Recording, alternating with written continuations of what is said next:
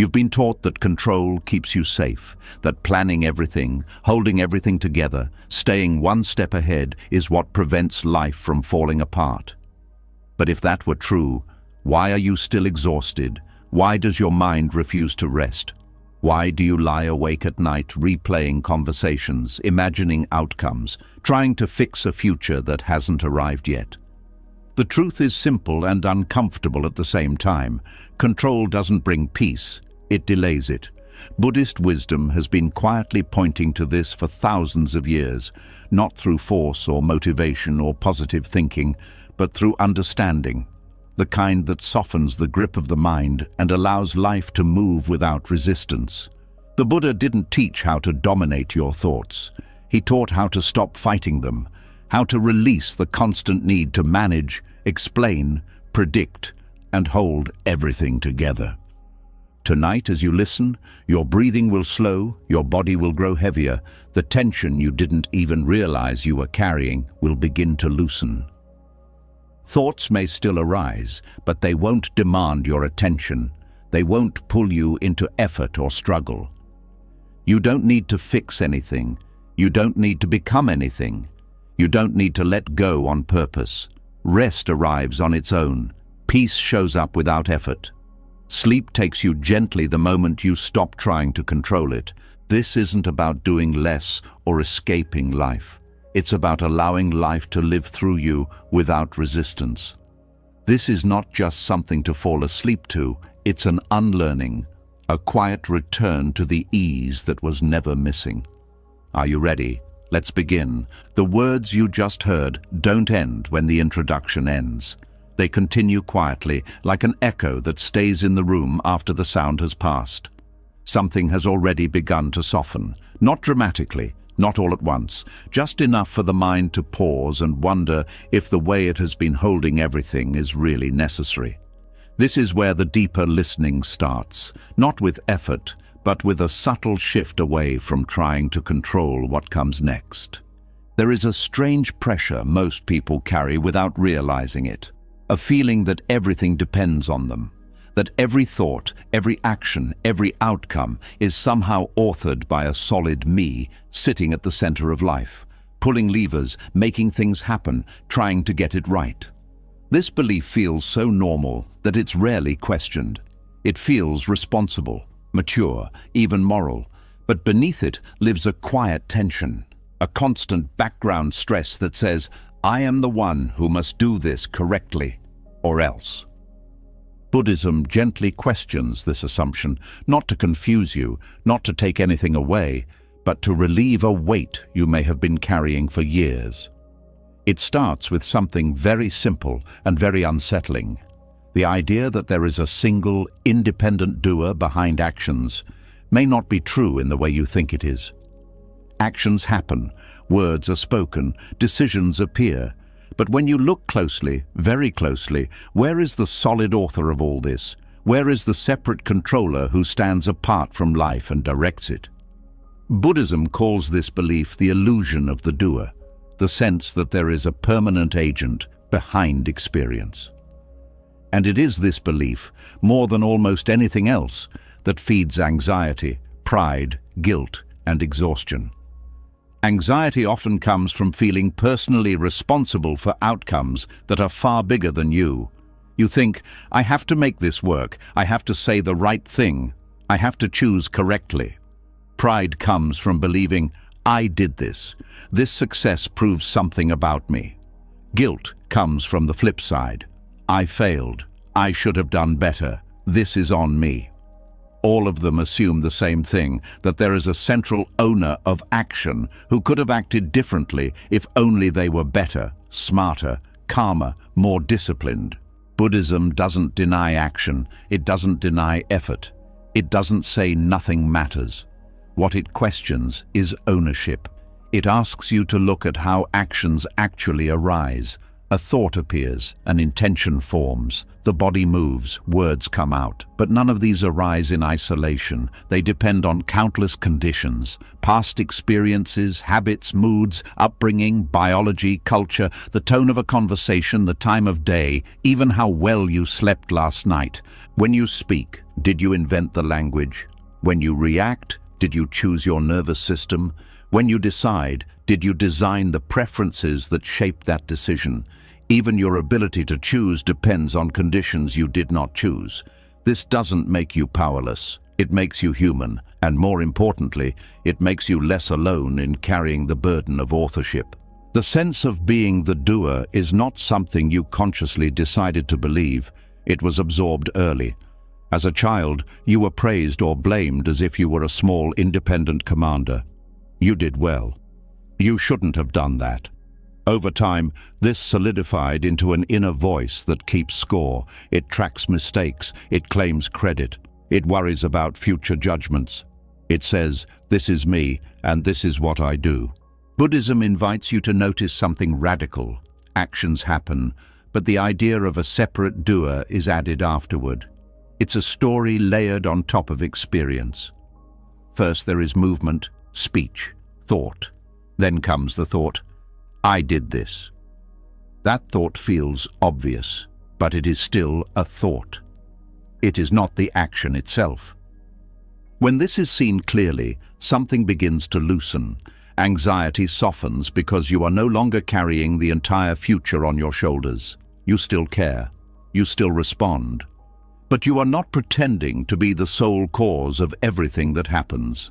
Life becomes something you participate in, not something you must control from the center. This is where many people misunderstand the teaching. They think, if there is no doer, then nothing matters. But Buddhism does not replace responsibility with apathy. It replaces ownership with responsiveness. You still act, but without the extra layer of self-blame or self-congratulation. You do what is appropriate to the moment, based on conditions, and then you let the moment pass. This shift is deeply relieving. Guilt loses its sharp edge. You can acknowledge harm without drowning in self-hatred. You can learn without punishing yourself. Pride also softens. Success no longer has to prove your worth.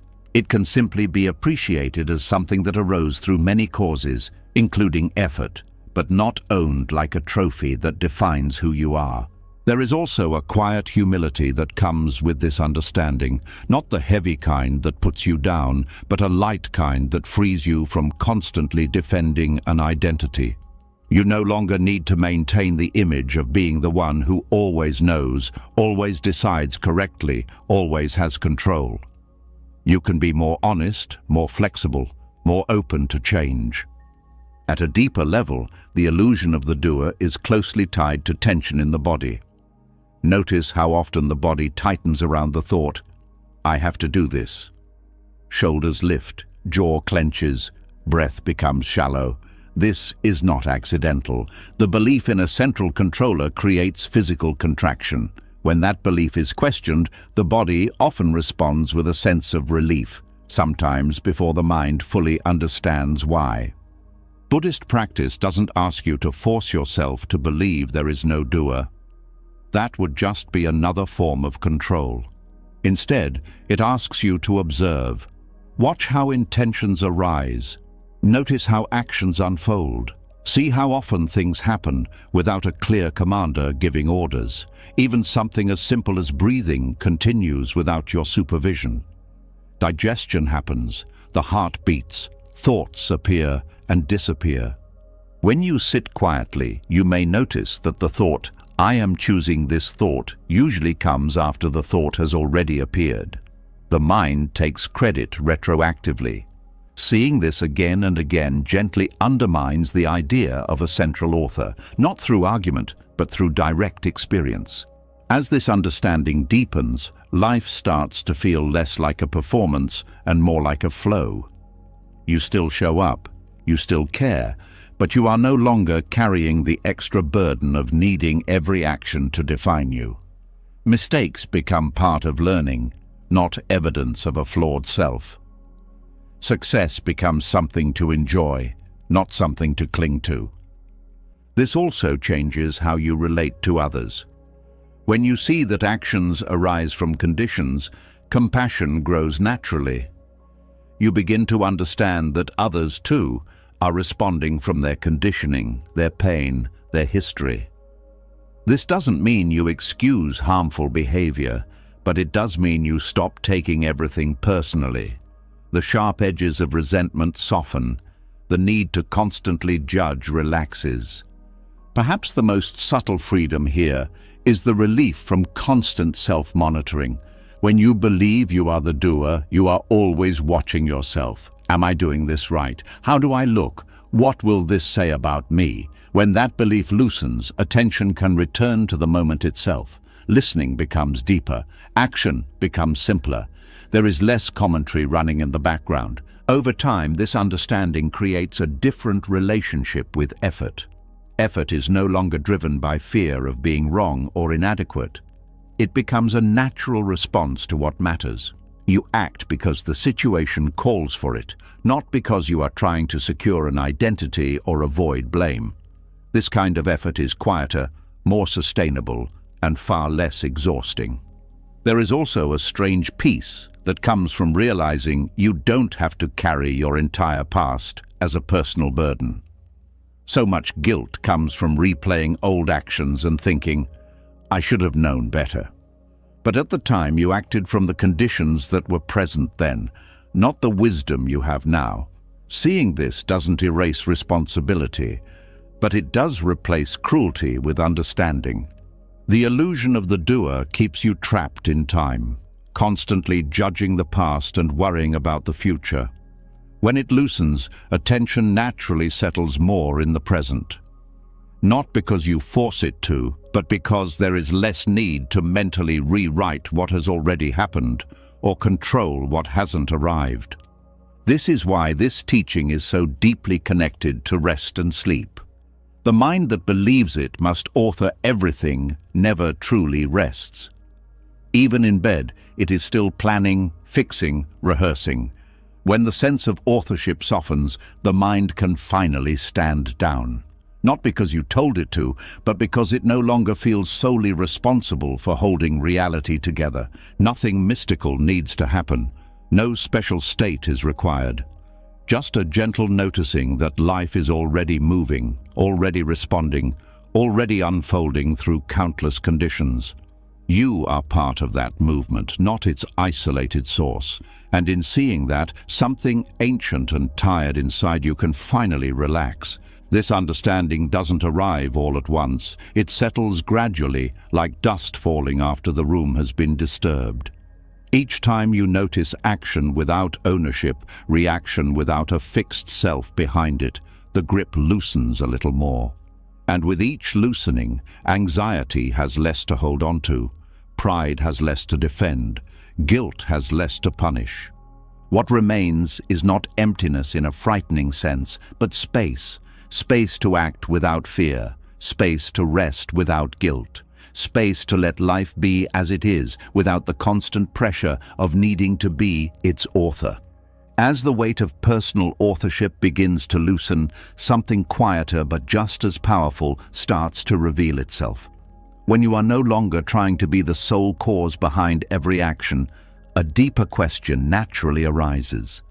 If there is no isolated doer pulling the strings, then how does life actually move? What shapes each moment? What carries things forward when the pressure of control softens?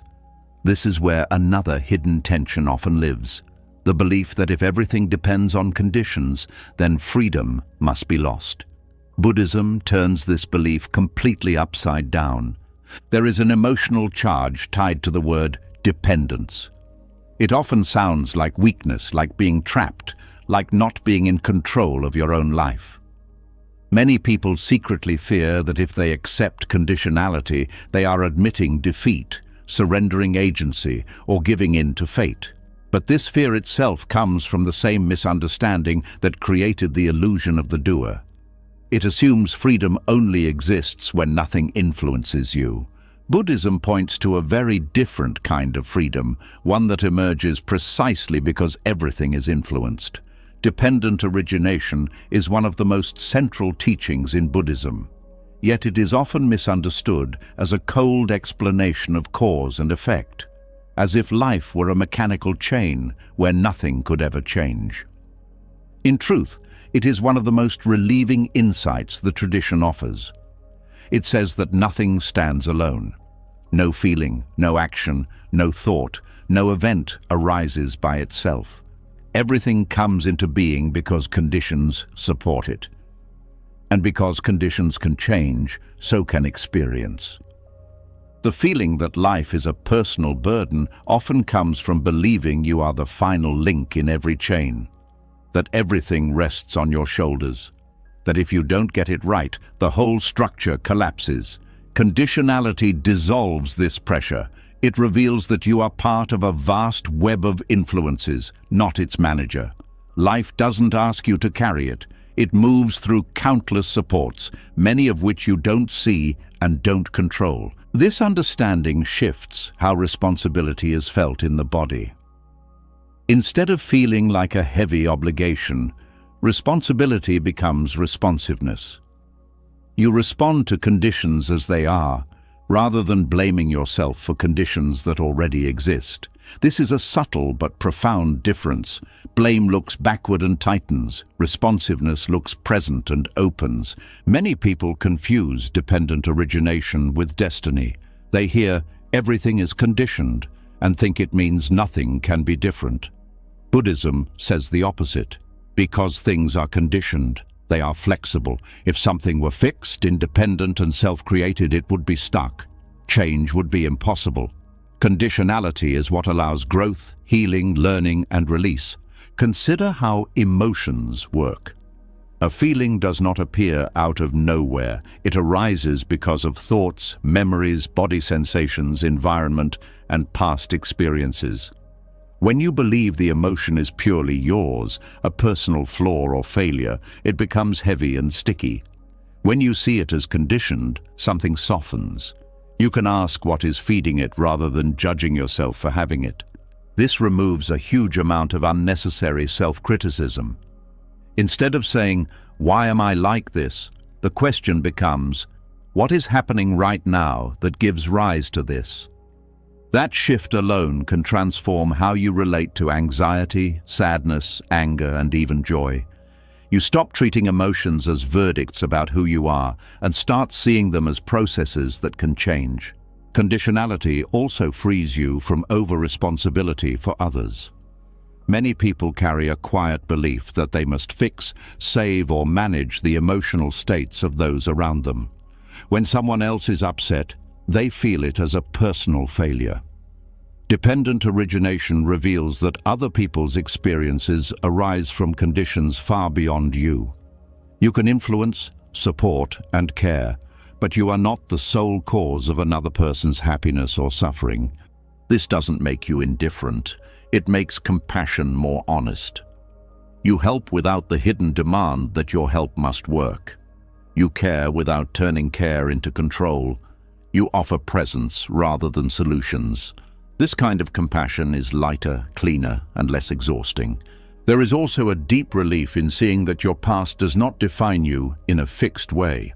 Your habits, tendencies, and patterns exist because of past conditions. They are not permanent traits carved into your identity. When the conditions change, the patterns can change. This understanding removes the sense of being trapped by who you have been. Many people live as if their current struggles are proof that something is wrong with them at the core. Buddhism gently reframes this. It says struggle is the natural result of certain conditions being present. When those conditions are understood and softened, struggle eases. No condemnation is required. No harsh self-improvement campaign is needed. Even the idea of effort changes under this light. Instead of forcing change through willpower alone, effort becomes about adjusting conditions. You change what you feed the mind. You change how you relate to thoughts. You change your environment, your routines, your attention. Change happens not because you dominate yourself, but because the causes that sustain suffering lose their support. This is why dependent origination is deeply practical, not abstract. It shows you where real leverage exists, not in blaming yourself and not in fantasizing about total control, but in understanding what supports each experience.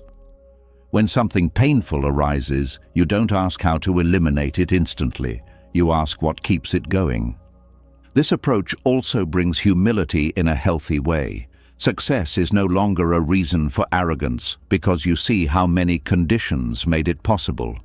Failure is no longer a reason for shame because you see how many conditions contributed to it. Life becomes less personal and more intimate at the same time. There is a quiet dignity in this view. You are neither a powerless victim nor an all-powerful controller. You are a participant in an ongoing process. You influence and are influenced. You shape and are shaped. And this balance removes the extreme pressure of needing to be more than human. Conditionality also changes how time is experienced. When you believe everything depends on you, the future feels like a threat that must be managed. When you understand dependent origination, the future becomes a field of changing conditions. You prepare where you can, respond when needed, and rest when nothing is required. There is less mental rehearsal, less catastrophic planning. This is especially important at night, when the mind often reviews the day and anticipates tomorrow. Over-responsibility keeps the nervous system alert. Conditionality allows it to stand down. It reminds the system that life will continue moving even when you sleep, that not everything needs to be solved before rest is allowed. There is also freedom in realizing that clarity itself arises from conditions. You don't need to force insight. When the mind is quiet, when pressure is reduced, when the body feels safe, understanding appears naturally. Trying to control understanding often delays it. Allowing the conditions for clarity is far more effective. This teaching also removes the harsh division between right and wrong that many people carry inside. Instead of seeing actions as purely good or bad, they are seen as skillful or unskillful responses to conditions. This allows learning without self-punishment. You adjust, refine, and grow without turning every mistake into an identity. Even motivation changes under this lens. You don't act because you should or because you fear consequences. You act because certain values and understandings are present. When those values weaken, forcing motivation rarely works, adjusting conditions does. Dependent origination also explains why forcing peace never works. Peace arises when the causes of agitation are no longer fed. You don't create peace by command. You allow it by removing what disturbs it. This makes peace feel natural rather than fragile.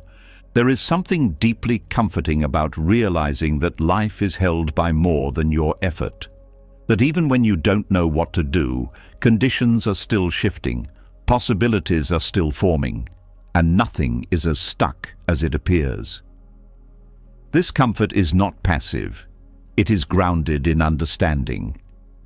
When this view settles, trust begins to replace control. Not blind trust, but informed trust.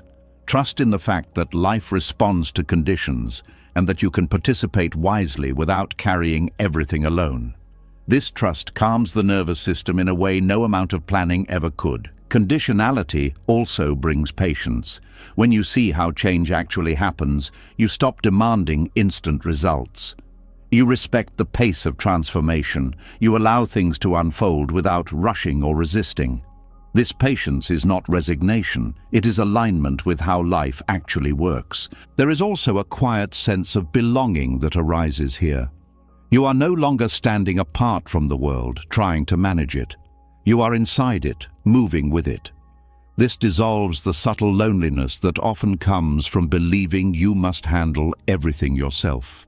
As this understanding deepens, control begins to feel unnecessary rather than virtuous. You still act. you still care, but the constant pressure to manage every outcome fades. What remains is a steady, responsive presence that meets life as it arrives. And in this presence, the mind finds rest, not because everything is resolved, but because it no longer believes it must resolve everything.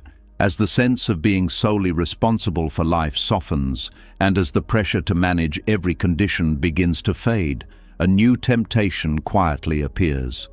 It sounds wise, it sounds spiritual, it even sounds peaceful. The mind says, "I will let go now," and without realizing it, control puts on a softer mask.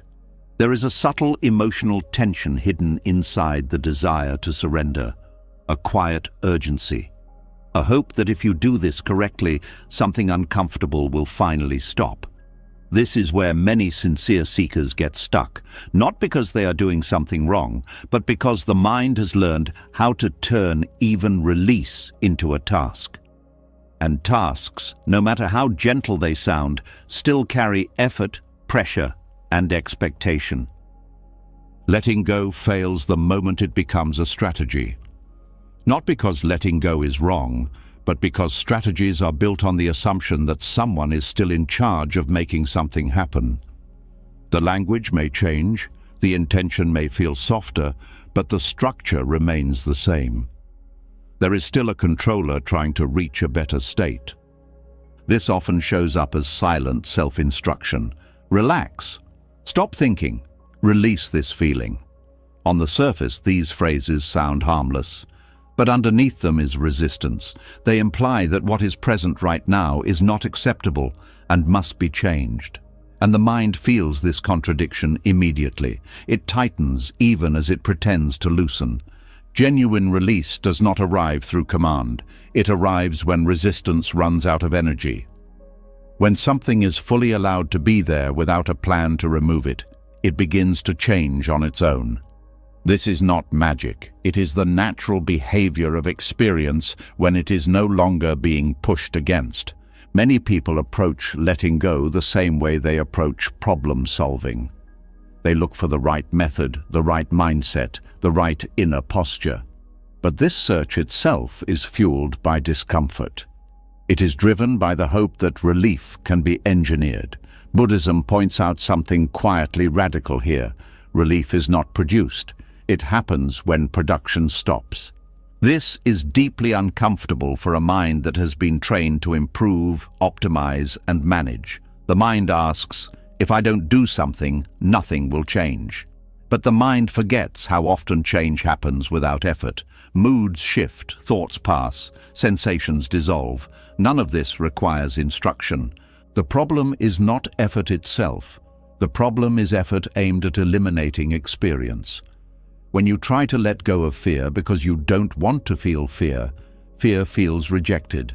Rejection strengthens what is rejected. The nervous system reads it as danger and tightens further. Letting go becomes effortless only when there is nothing left to prove and nothing left to escape. This is why the attempt to surrender often feels frustrating.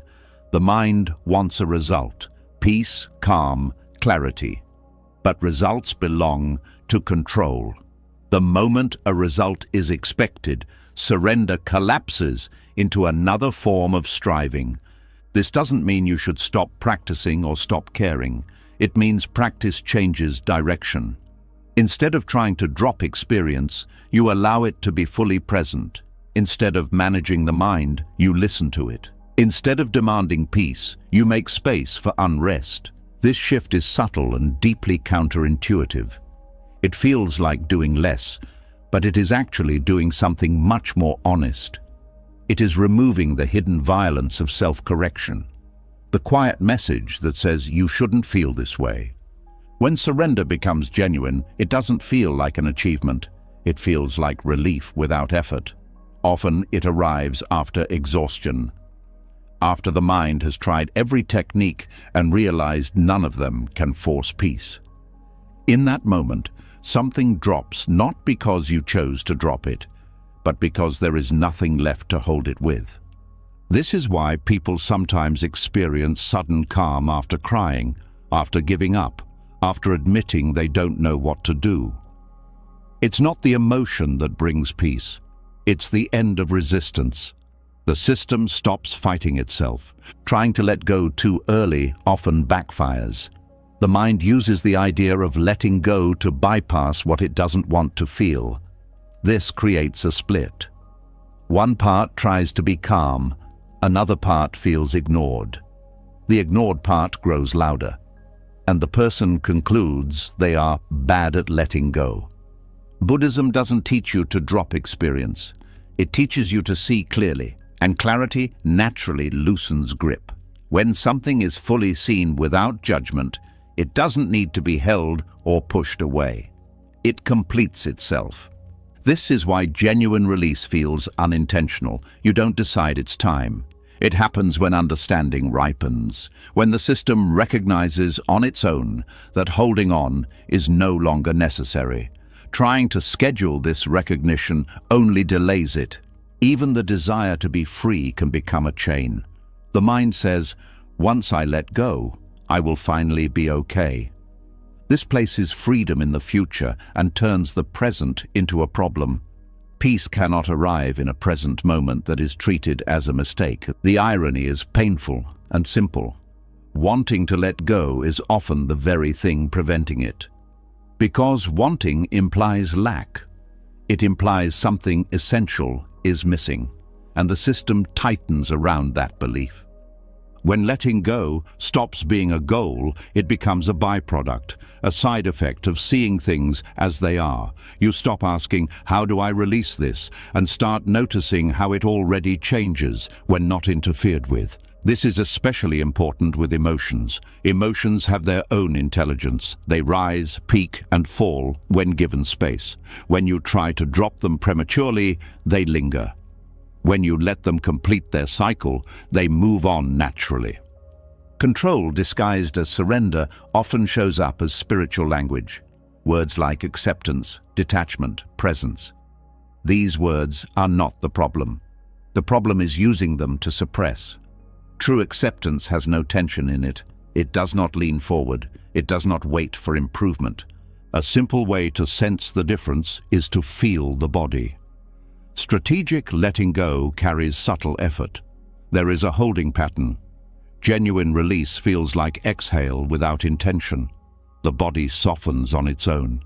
This also changes how you relate to meditation and rest. Instead of using them as tools to fix yourself, they become spaces where nothing needs to be fixed.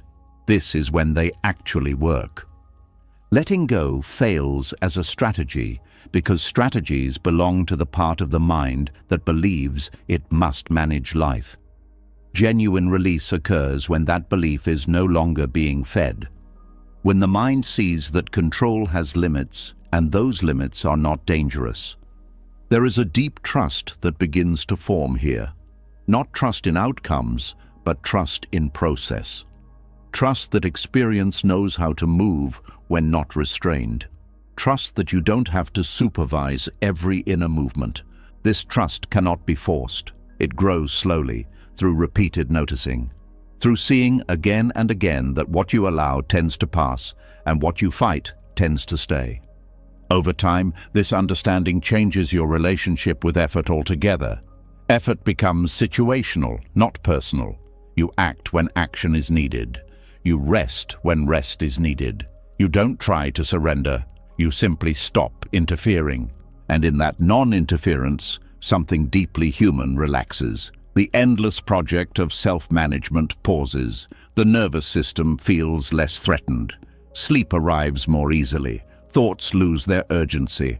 This is not because you finally learned how to let go correctly.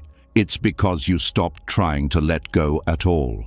And in that stopping, release happened quietly, without instruction, without strategy, without anyone claiming credit for it. When effort finally loosens its grip and release happens without being forced, another pattern often reveals itself underneath.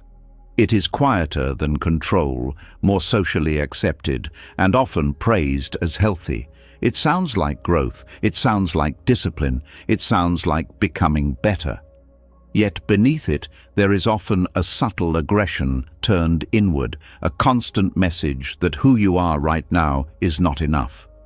There is an emotional weight carried by the belief that life is a project and the self is something that must be improved. This belief rarely feels violent on the surface. It disguises itself as motivation, ambition, or responsibility. But when looked at closely, it often rests on dissatisfaction with what already exists. The moment you believe you must be better in order to be at peace, the present becomes something to escape. Buddhism does not oppose growth, learning, or refinement. What it questions is the force behind the desire to improve. When improvement is driven by rejection of the present self, it becomes a form of self-harm disguised as virtue. The mind may say, "I want to grow," but the body often hears, "You are not acceptable as you are." This creates a quiet background tension. Even when progress is made, relief is temporary. The goalpost moves. There is always another flaw to fix, another habit to correct, another version of yourself to become. Peace is postponed, rest is delayed. Life becomes an endless rehearsal for a future that never fully arrives. Self-optimization culture feeds this pattern relentlessly. It teaches that everything can and should be improved: productivity, emotions, relationships, even rest. Underneath this message is an unspoken assumption that something is fundamentally wrong with being human as you are. That natural rhythms are inefficiencies. That stillness is laziness. That contentment is complacency. Buddhism quietly rejects this entire framework. It does not ask you to polish the self. It asks you to see through the idea of a self that needs polishing. The Dharma does not start from deficiency. It starts from clarity. And clarity does not require self-attack to function. The violence of improvement shows itself most clearly in how people relate to their inner states. Sadness becomes something to fix. Fear becomes something to eliminate. Anger becomes a failure of character. The mind turns into a battlefield where every unwanted feeling is an enemy. This constant internal war drains enormous energy. When you strive to be better, there is often an internal timeline. Once I change this, then I can relax. But the relaxation never fully comes, because the habit of striving has already become the identity. Even peace becomes something to achieve, and achievement always implies pressure. This striving subtly reinforces separation. There is a version of you who is wrong and a version who would be acceptable. You stand in judgment of yourself, measuring, correcting, monitoring. This split creates tension even when you appear calm on the surface. The nervous system never fully feels safe because it is always under evaluation. The Dharma points to a different starting point. It begins with seeing things as they are, without demanding they become something else first. This is not passivity, it is honesty. And honesty is far less exhausting than constant self-surveillance. When improvement is driven by fear, shame, or comparison, it creates resistance in the body. The shoulders tighten, the breath shortens, the mind becomes rigid. This rigidity is the opposite of wisdom. Wisdom is flexible. It adapts, it listens, it does not force. There is also a moral layer to self-optimization that is rarely questioned. People begin to equate worth with performance. Being calm becomes good. Being anxious becomes bad. Being disciplined becomes superior. Being tired becomes failure. This moralization of inner states creates guilt around being human. Buddhism does not rank experiences in this way. It does not say calm is virtuous and agitation is sinful. It says both arise due to conditions, both can be understood, both can pass. The problem begins when one is used as evidence of worth and the other as proof of inadequacy. Striving to be better also interferes with genuine compassion. When you are harsh with yourself, that harshness leaks outward. Even kindness becomes conditional. You offer understanding only after someone has improved, apologized, or changed. This mirrors how you treat yourself. When the drive to improve softens, compassion becomes more natural. You stop needing people, including yourself, to be different before care is allowed. This creates a gentler inner climate, one where growth can happen without force. There is a deep misunderstanding that acceptance means stagnation. Many fear that if they stop pushing themselves, they will stop growing. But the opposite is often true. Growth that comes from understanding is more stable than growth driven by pressure. When the soil is healthy, plants grow without being pulled. The violence of improvement also shows up in spiritual practice. Meditation becomes another tool for self-correction. Awareness is used to judge progress. Stillness becomes a benchmark. The mind asks, "Am I doing this right?" even in moments meant for rest. This turns practice into performance. The body senses this immediately and tightens. The very space meant to be freeing becomes another arena for self-criticism. Buddhism continually points back to simplicity. Sit, observe, allow. No applause is needed. The urge to improve often comes from discomfort with uncertainty.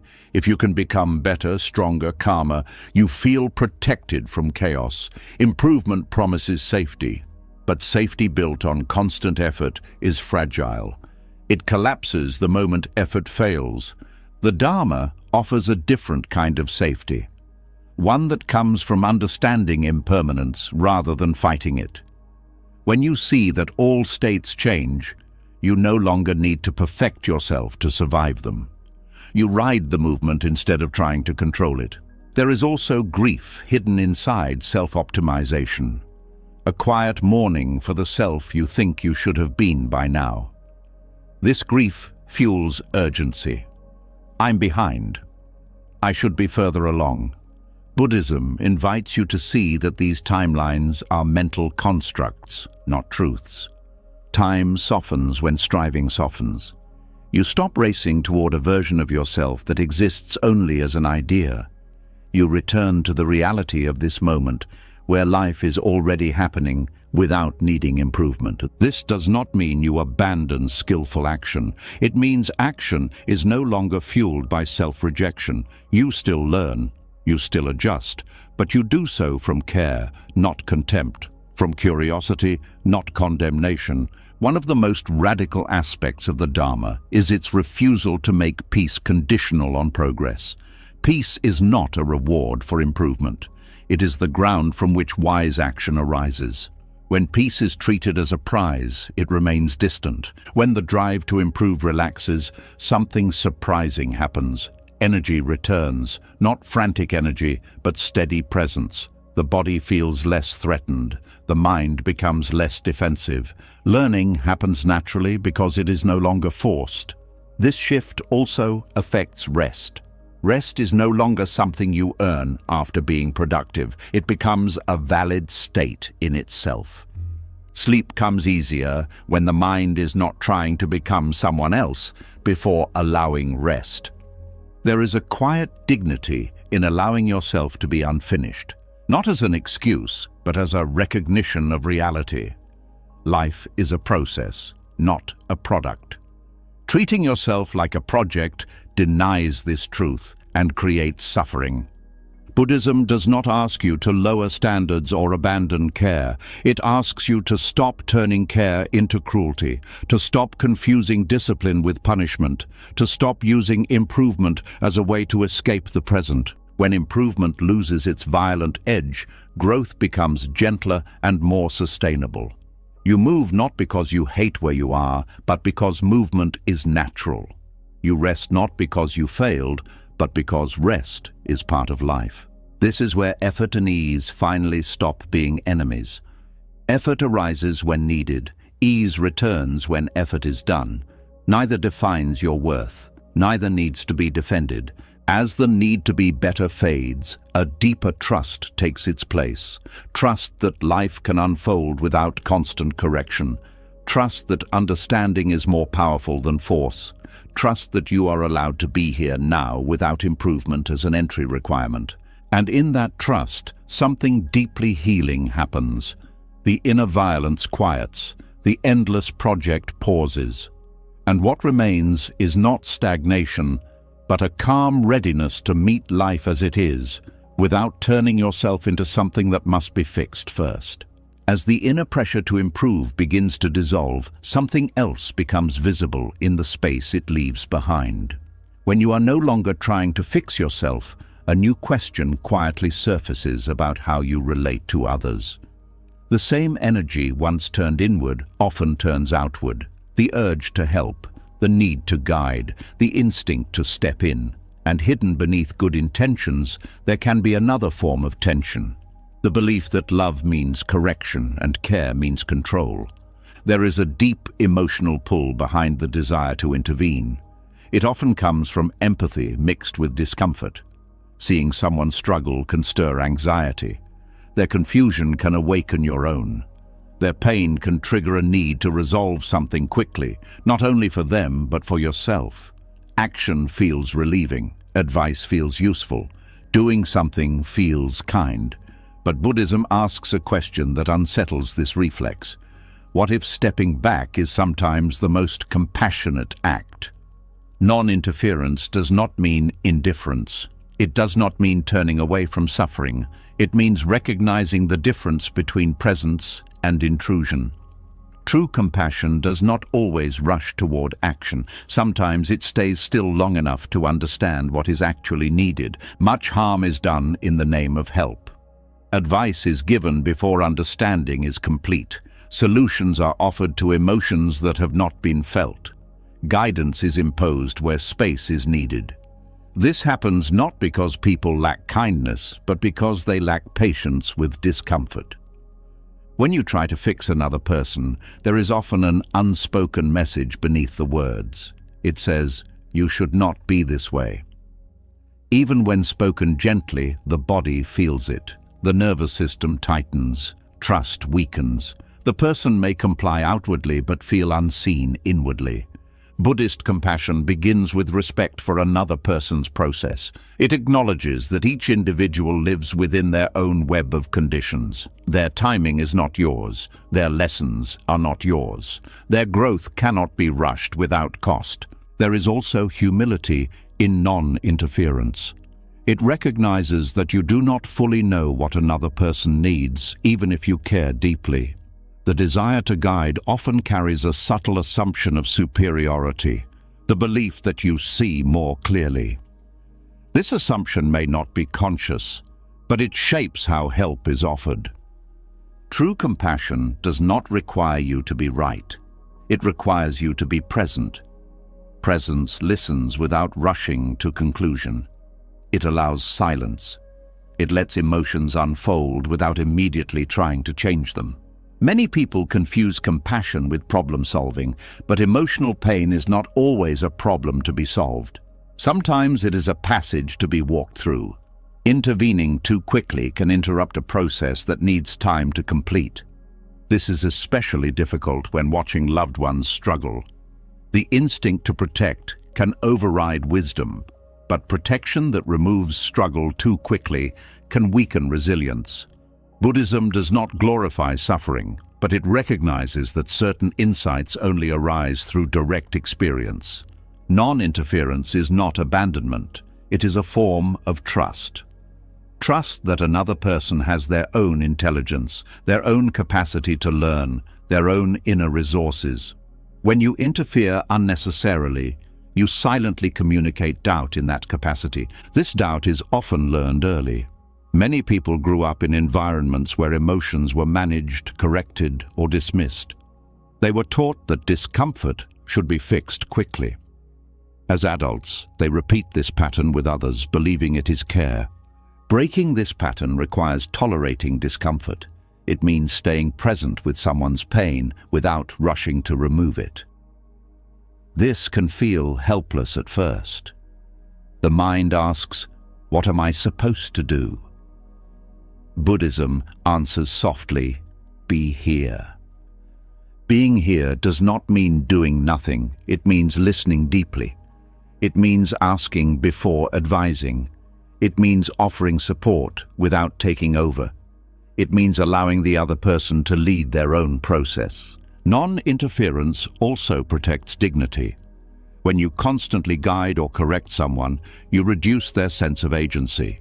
Even well-meaning help can make a person feel small. Compassion honors autonomy. There is a subtle violence in unsolicited advice. It assumes access to a truth the other person lacks. It bypasses curiosity. It often serves the helper's need to feel useful more than the other's need to be understood. Buddhism teaches that suffering arises from causes and conditions. This applies to others as much as to yourself. When you understand this, judgment softens. You stop seeing people as broken or misguided. You see them as responding to what they have been given. This perspective changes how boundaries work. Non-interference does not mean allowing harm. When action is needed to prevent clear damage, compassion acts. But it acts without ego, without the need to control outcomes, without attachment to being seen as good. There is wisdom in knowing when to step in and when to step back.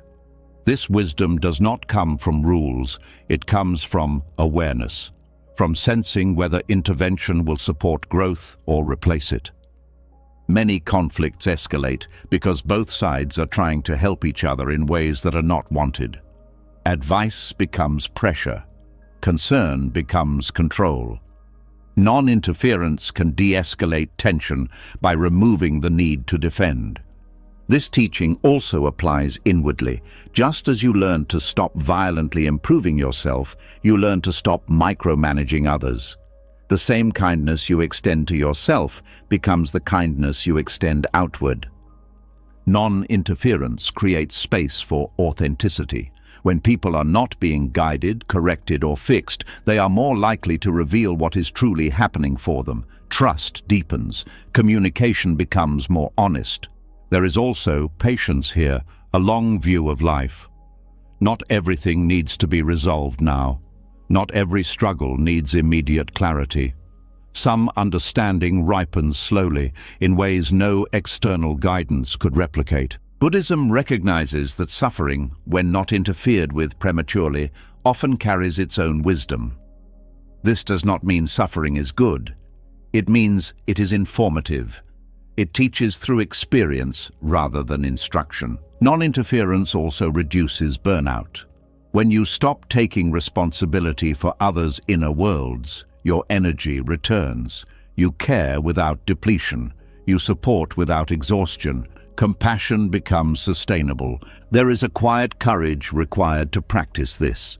It takes courage to resist the urge to rescue, courage to trust silence, courage to allow outcomes you cannot control. This courage grows from understanding impermanence. You know that states change, that confusion passes, that growth unfolds in time. You no longer panic at temporary discomfort. Non-interference does not make relationships cold, it makes them spacious. It allows each person to breathe. It removes the pressure to perform or improve for the sake of being accepted. When you stop interfering, you also stop needing others to change to feel okay. This is a profound freedom. You can love without conditions. You can be present without agenda. This teaching is especially important in a world obsessed with fixing productivity, fixing emotions, fixing people.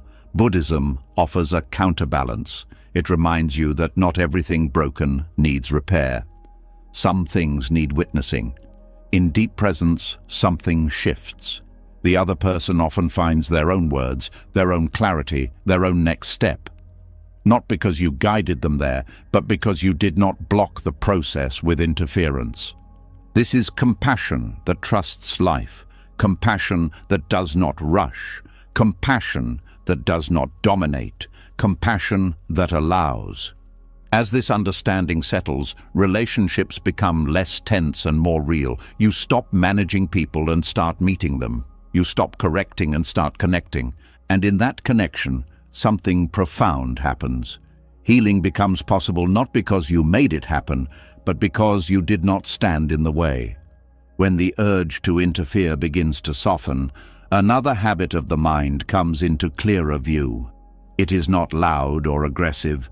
It often sounds reasonable, even wise. It speaks in firm statements, strong opinions, solid plans. It promises safety. It promises clarity. And yet beneath this certainty, there is often a quiet fear that has never been fully acknowledged.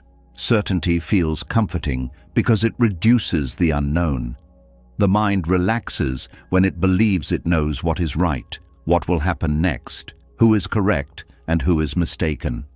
Plans create the feeling of ground beneath your feet. Opinions create a sense of identity. Beliefs offer structure in a world that constantly shifts. But Buddhism gently asks what is being protected by this constant need to be sure. At its core, certainty is often a response to discomfort with not knowing. The mind prefers a flawed answer to open uncertainty. Even a painful belief can feel safer than ambiguity. This is because uncertainty exposes vulnerability. It reminds you that life cannot be fully predicted, managed, or secured. And for a nervous system shaped by fear, this feels threatening. The mind clings to certainty the way a hand clings to a railing in the dark. It tightens when it cannot see what lies ahead. Opinions become anchors. Beliefs become shields. Plans become promises against chaos. But these tools come at a cost. They narrow perception. They harden flexibility. They turn curiosity into defense. When you strongly identify with an opinion, any challenge to it feels personal. A disagreement becomes a threat. A new perspective feels like an attack. The body reacts before the mind has time to reflect. This reaction reveals something important. Certainty is not neutral, it is emotionally charged. Buddhism does not tell you to abandon discernment or wisdom. It does not suggest that all views are equal or that clarity is dangerous. What it questions is attachment to views, the need for them to remain fixed, the fear that arises when they are questioned. This attachment often begins early. Many people learned that being right meant being safe, that having answers meant being valued, that uncertainty meant weakness or failure. Over time, the mind learns to hide behind confidence. It builds an identity around knowing. But life continually undermines this identity. Plans fall apart. Beliefs are challenged by experience. Certainty cracks under pressure. Each crack reveals anxiety that was always there, quietly held in place by conviction. The fear hidden inside certainty is the fear of groundlessness. The fear that without solid answers, you will fall apart. Buddhism does not try to eliminate this fear by offering new beliefs. It invites you to feel it directly, without immediately covering it up. Uncertainty is not an enemy in Buddhist understanding. It is a doorway. When the mind stops demanding closure, it becomes more open, more responsive, more alive. Uncertainty allows learning. It allows humility. It allows peace to arise without needing guarantees. Peace built on certainty is fragile. It depends on the world behaving as expected. When reality deviates, peace collapses. Peace that comes from openness is more stable. It does not rely on outcomes. It rests in the ability to meet whatever arises. Plans are not wrong. They are practical tools. But when they become emotional crutches, they create tension. The mind becomes invested in their success.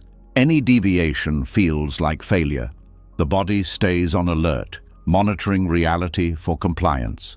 Buddhism invites a different relationship with planning. You plan lightly. You hold intentions without gripping them. You act where action is appropriate and remain flexible when conditions change. This flexibility reduces stress more effectively than perfect planning ever could. Beliefs operate in a similar way. They provide orientation, but when clung to, they become prisons. The mind stops listening. It stops questioning. It stops adapting. Over time, beliefs meant to provide clarity create rigidity. Uncertainty reopens the field. It allows you to say, "I don't know," without collapse. This phrase, when truly felt, is not empty. It is spacious. It removes the pressure to defend a position. It allows genuine inquiry. Many people fear that without certainty, they will lose direction. But direction does not come from rigid answers. It comes from values, awareness, and responsiveness. You can care deeply without knowing everything. You can act wisely without guarantees. The mind often confuses uncertainty with danger. This confusion is learned. It comes from past experiences where unpredictability was associated with harm. Buddhism does not dismiss this history. It acknowledges it and gently retrains the system to see uncertainty differently. When uncertainty is allowed, the nervous system begins to relax, not immediately but gradually. It learns that not knowing does not equal threat, that openness does not mean collapse. This learning happens through experience, not logic. One of the most profound shifts occurs when you stop needing to be right. Not because you don't care about truth, but because you care more about freedom. Rightness becomes less important than understanding. Winning becomes less important than listening. This shift changes conversations. You listen without preparing rebuttals. You speak without needing to dominate. Disagreements become explorations rather than battles. Relationships soften. The mind's attachment to certainty also shapes how it relates to itself. Many people cling to stories about who they are. I am this kind of person. I am not that kind of person. These identities provide stability, but they also limit growth. Uncertainty allows identity to loosen. You stop needing to define yourself so tightly. You allow contradiction. You allow change. You allow complexity. This creates psychological flexibility, which is closely linked to well-being. Buddhism points out that reality itself is uncertain. Everything changes. Trying to secure certainty in an impermanent world is exhausting. Accepting uncertainty aligns you with how things actually are. This acceptance is not resignation, it is realism. It allows you to respond appropriately instead of reacting defensively. When you are not busy protecting a belief, you can see what is actually happening. There is also a quiet relief in not having to know. The burden of having answers lifts. You stop performing confidence, you stop pretending. Authenticity becomes easier. Uncertainty also deepens compassion. When you realize how much you do not know, judgment softens. You become less quick to label others. You see how complex each life is. This understanding fosters kindness. The fear hidden inside certainty often shows itself as impatience, a need for quick conclusions, a discomfort with silence. Buddhism encourages slowing down, letting questions remain open, allowing understanding to unfold over time. This patience creates space for insight. Insight rarely arrives under pressure. It arises when the mind is relaxed and receptive. Certainty blocks this receptivity. Uncertainty invites it. There is a paradox here. The more comfortable you become with not knowing, the clearer life feels. Not because answers suddenly appear, but because you are no longer fighting the absence of them. Peace does not require certainty, it requires trust. Trust not in outcomes, but in your capacity to meet experience. This trust grows as you repeatedly face uncertainty and discover you are still okay. The mind learns that it does not need to lock reality into fixed meanings to survive. It can flow, it can adapt, it can rest. This rest is especially important at night. Many sleepless hours are spent rehearsing plans, defending beliefs, seeking closure. When the need for certainty softens, the mind can finally pause. It does not need to solve life before sleeping. Uncertainty becomes a doorway because it returns you to the present. The present does not require answers. It only asks for attention. When attention is here, peace is already possible. This does not mean you stop thinking. It means thinking loses its grip. Thoughts are seen as tools, not truths that must be defended. They come and go without controlling the whole system. As certainty loosens, humility grows. Not humiliation, but an honest recognition of limits. This humility is freeing. It removes the pressure to be more than human. And in that freedom, something settles. The mind stops bracing, the body softens, the need to know relaxes. What remains is a quiet openness, where peace does not depend on answers, and life is allowed to unfold without being constantly pinned down. Uncertainty, once feared, becomes a companion, not because it feels good all the time, but because it no longer feels dangerous. And through this companionship, the heart finds a peace that certainty could never provide. As the grip of certainty loosens and the mind learns to rest without answers, another pattern quietly reveals itself underneath. Even without fixed beliefs or rigid opinions, there can still be a deep hunger for knowing what comes next. A subtle leaning toward the familiar, a preference for routines that don't surprise, a need for life to follow a script. This is where control hides most comfortably, not in loud domination, but in the craving for predictability. There is a calm that comes from knowing what tomorrow looks like. The body relaxes when patterns repeat. The mind feels safer when outcomes seem familiar. This is not a flaw, it is a learned response. Predictability once protected you. It reduced shock. It allowed preparation. Over time, however, this preference hardens into dependence. The ego begins to rely on predictability not just for comfort, but for identity. The ego is not a thing you possess. It is a pattern of contraction around continuity. It wants life to stay recognizable so it can stay intact. It feeds on repetition. It stabilizes itself by saying, "This is how things are." And when life refuses to cooperate, anxiety appears. Impermanence is not threatening in theory. Most people accept change intellectually, but emotionally, impermanence challenges the ego's sense of survival. If everything changes, what remains of me? Predictability offers a temporary answer. It says, as long as things repeat, I remain. Control grows from this fear. Not always as domination, but as planning, forecasting, managing, rehearsing. The mind runs scenarios not because it loves effort, but because it fears being caught off guard. Uncertainty feels like exposure, predictability feels like armor.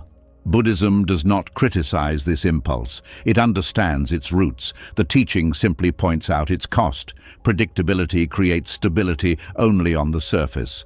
Underneath, it increases fragility. The more you rely on things staying the same, the more shaken you become when they don't. This is why people who crave control often feel anxious even when life is calm.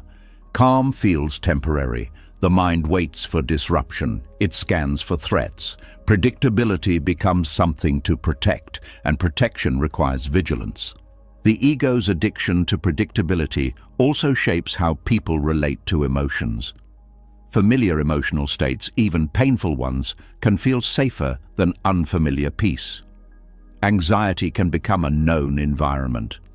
Letting go of it feels risky because it changes the inner landscape. This explains why people sometimes sabotage calm moments. When the nervous system is used to tension, relaxation feels unfamiliar. Predictability matters more than comfort. The ego would rather suffer in known ways than rest in unknown ones. Embracing unpredictability does not mean inviting chaos. It means loosening resistance to change. It means recognizing that stability does not come from freezing life, but from learning to move with it. Buddhism teaches impermanence not to unsettle you, but to free you. When you stop expecting things to last, you stop clinging. When you stop clinging, the mind relaxes. This relaxation is deeper than the comfort predictability provides. The irony is subtle. Trying to make life predictable increases fear because it puts you in constant opposition to reality. Reality changes, always. Fighting this truth keeps the nervous system in a state of low-level alarm. When unpredictability is allowed, the system gradually learns that change is survivable. That surprise does not equal collapse. That you can meet new conditions without losing yourself. This learning does not happen through force. It happens through experience. Each time something unexpected occurs and you respond without panic, trust grows. The mind begins to stabilize, not around sameness, but around adaptability. Adaptability is a more reliable form of stability. It does not depend on outcomes. It depends on presence. When you are present, you can respond to what is actually happening rather than what you hoped would happen. Predictability narrows attention. It focuses on maintaining patterns. Unpredictability widens attention. It invites curiosity. Curiosity softens fear. When you are curious, you are less defensive. The ego resists unpredictability because it threatens control. Control promises safety, but safety built on control is brittle. Safety built on trust in awareness is resilient. This shift changes how the body feels. When you stop bracing against change, muscles soften, breath deepens. The nervous system spends less energy preparing for imagined futures. Embracing unpredictability also alters how you relate to success and failure. Predictability ties worth to outcomes. If things go as planned, you are okay. If they don't, something feels wrong with you. Unpredictability breaks this link. You learn that outcomes fluctuate independently of worth. This is deeply stabilizing. You stop riding emotional highs and lows so intensely. You stop equating control with security. You stop needing constant confirmation that life is on track. The ego's addiction to predictability also shows up in relationships. People want others to behave consistently. When someone changes, discomfort arises. Expectations are challenged. Control attempts follow.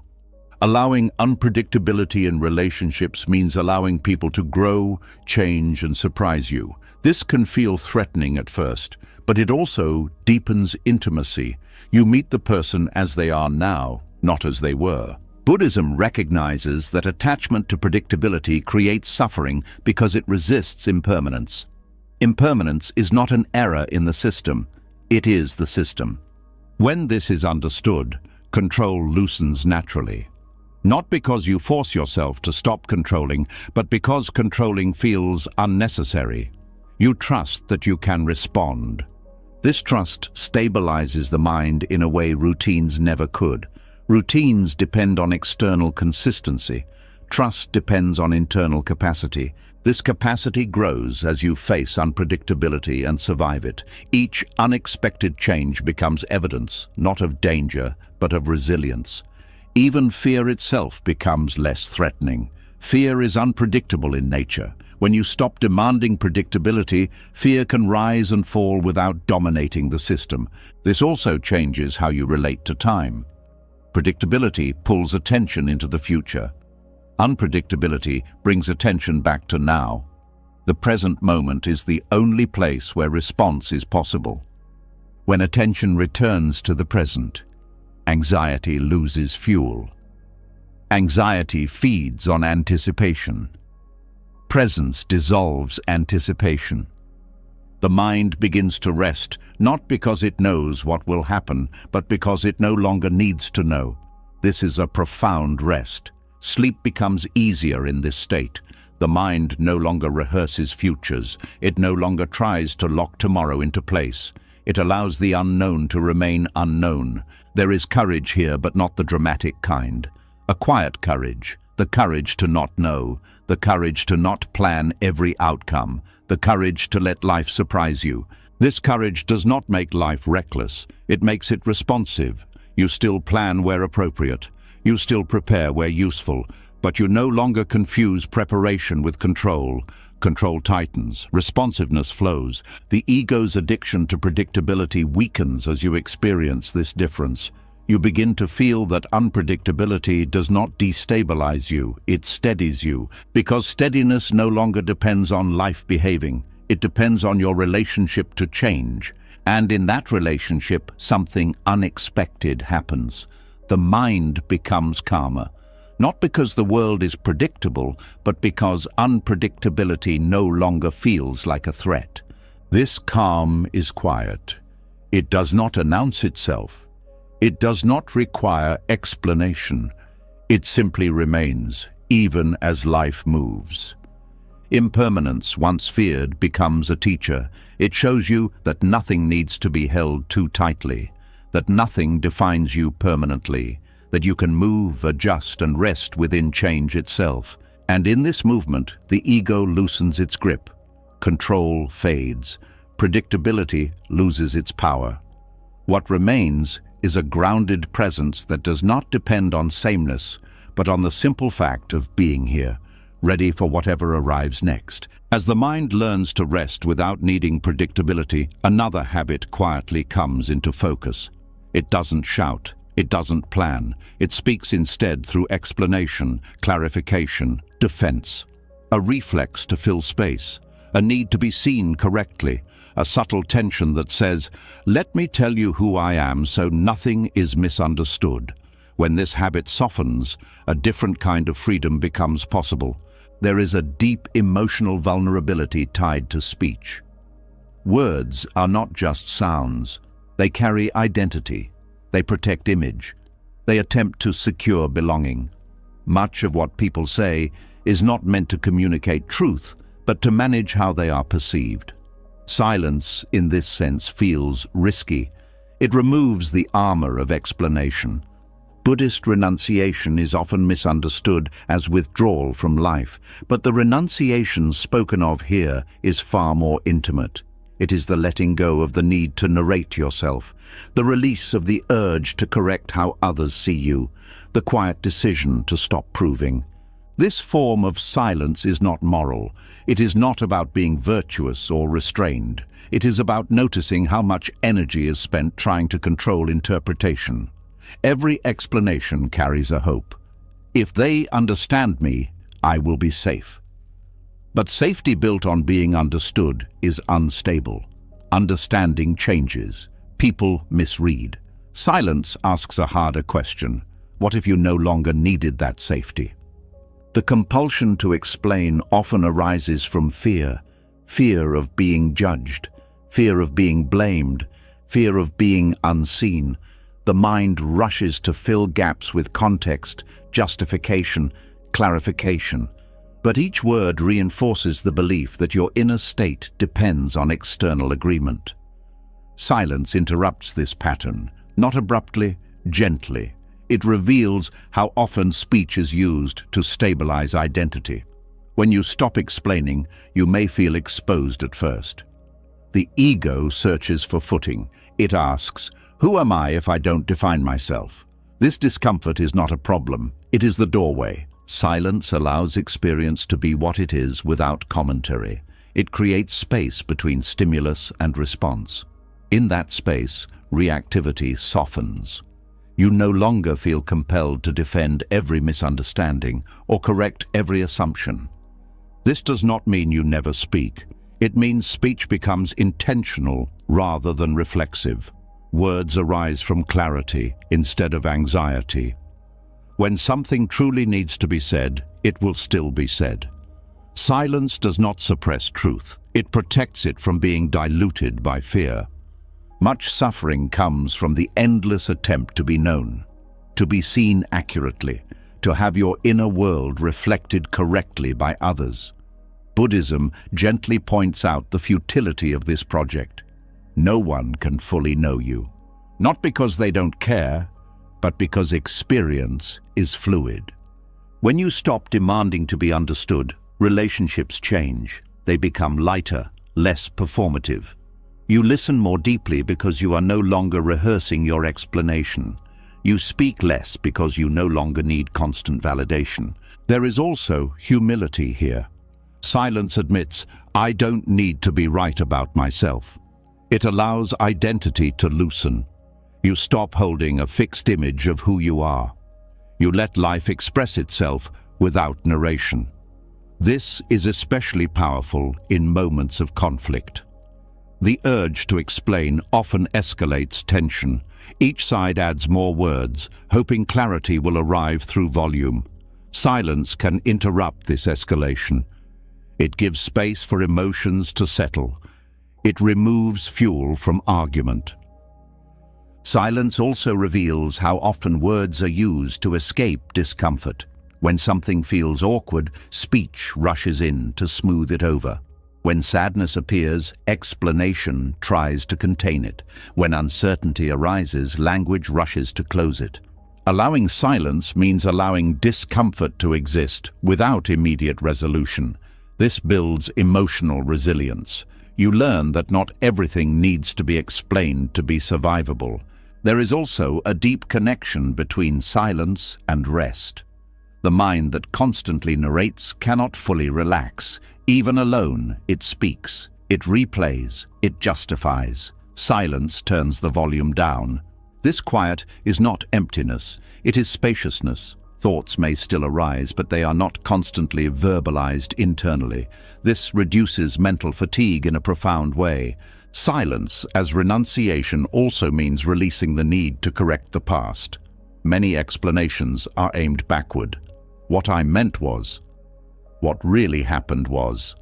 Letting these go frees you from living in replay mode. It also releases the future. Many explanations are anticipatory. Just in case they think, silence refuses to live ahead of time. It stays here. This presence stabilizes the nervous system. Without constant self-explanation, the body feels less evaluated. Breath deepens, muscles soften. There is less internal pressure. Silence also sharpens awareness. When you are not preparing to speak, you notice more.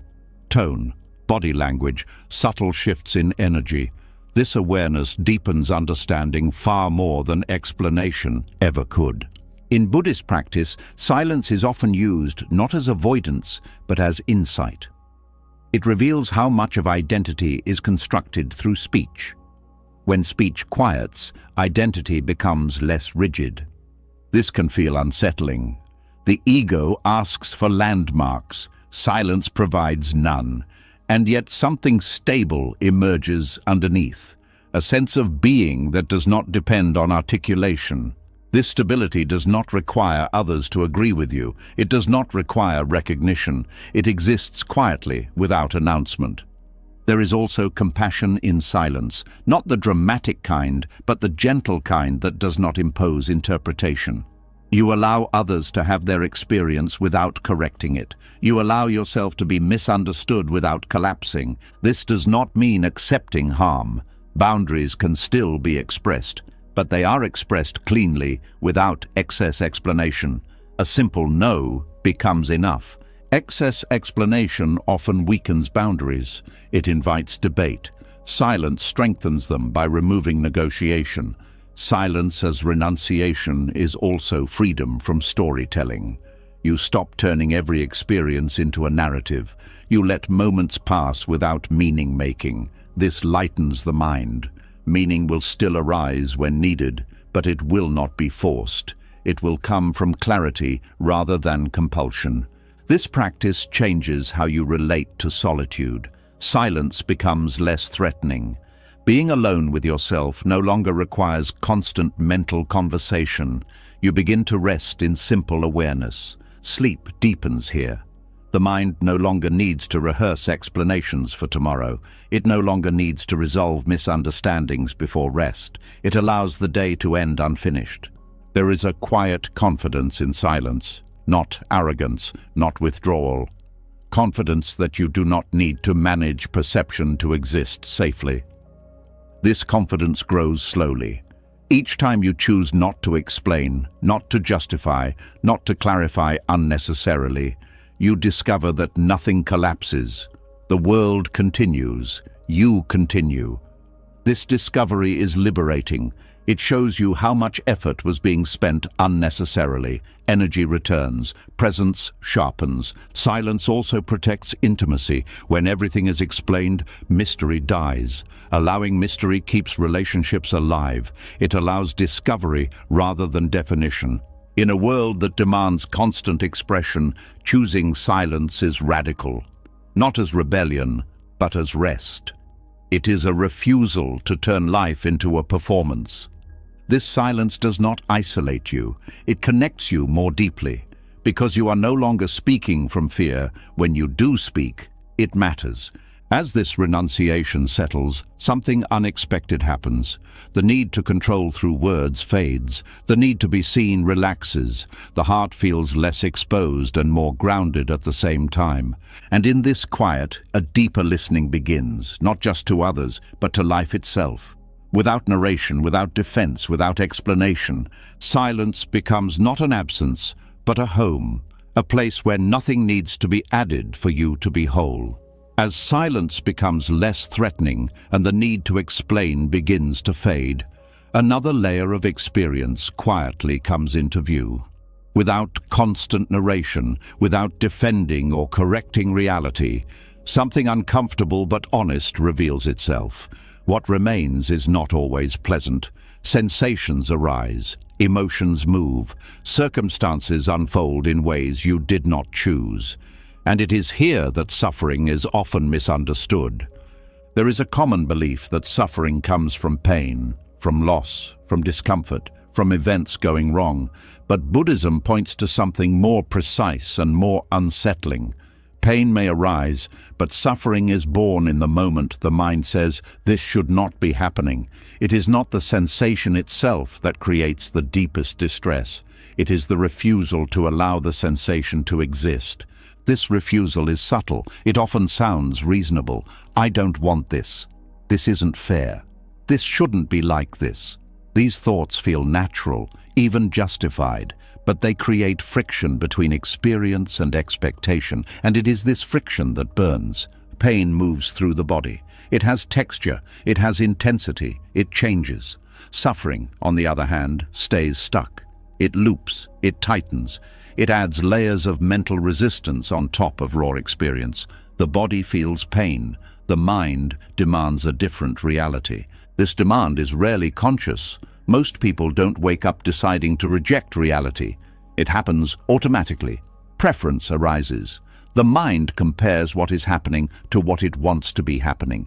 When they don't match, tension forms. This tension is exhausting. It keeps the nervous system in a state of protest. The body braces. The mind argues. Energy is spent fighting what is already here. Buddhism does not ask you to like pain. It does not glorify hardship. It simply distinguishes between what is unavoidable and what is optional. Pain is often unavoidable. Resistance is optional, and resistance is what turns pain into suffering. This is not a moral statement, it is an observation. When experience is allowed, it moves. When it is resisted, it hardens. Many people fear that allowing reality means giving up or approving of harm. But allowance is not agreement, it is not endorsement, it is acknowledgement. You can see clearly without liking what you see. Refusal often comes from fear. Fear that if you allow something, it will never change. Fear that acceptance means permanence. But Buddhism teaches impermanence precisely to address this fear. Everything changes, whether you resist it or not. Resistance does not stop change, it only adds strain. When you allow what is present, you are not locking it in place. You are removing the struggle around it. This often allows change to happen more naturally. Suffering thrives on comparison. This moment compared to how it should be. This life compared to another. This body compared to an imagined ideal. Comparison fuels dissatisfaction. It keeps attention focused on absence rather than presence. When comparison softens, experience becomes simpler, not easier, but cleaner. There is less commentary, less judgment, less internal debate. The demand that reality conform to preference often shows up as impatience. This should be over by now. I should feel better already. Time becomes an enemy. The present becomes a problem. This impatience adds urgency to suffering. It accelerates it. It convinces the mind that something has gone wrong because discomfort remains. Buddhism invites patience not as endurance but as openness. Patience means allowing experience to unfold at its own pace. It means releasing the demand for immediate resolution. This is deeply counter to modern conditioning. The world teaches speed, efficiency, solutions. Buddhism teaches presence, understanding, allowance. Allowance does not mean passivity. You can take action when action is appropriate, but action rooted in refusal is tense. Action rooted in clarity is calm. When you act from refusal, the body feels pressured. When you act from allowance, the body feels grounded. There is a quiet relief in stopping the argument with reality. Even when circumstances remain difficult, the extra layer of suffering dissolves. The mind no longer fights the moment. This does not mean emotions disappear. Sadness still arises, fear still arises, anger still arises, but they are experienced directly, without being wrapped in stories of injustice or personal failure. Suffering intensifies when experience is personalized. Why is this happening to me? This question assumes that life should treat you differently. It implies entitlement to a certain outcome. When reality fails to comply, resentment grows. Buddhism gently removes this personalization, not by denying individuality, but by showing that events arise from conditions, not personal targeting. This perspective reduces bitterness. Allowing what is does not make you weak, it makes you resilient. You stop wasting energy on denial. You meet life as it arrives. This meeting is not dramatic, it is quiet. It happens moment by moment. Each time you notice resistance and soften it slightly, suffering loosens.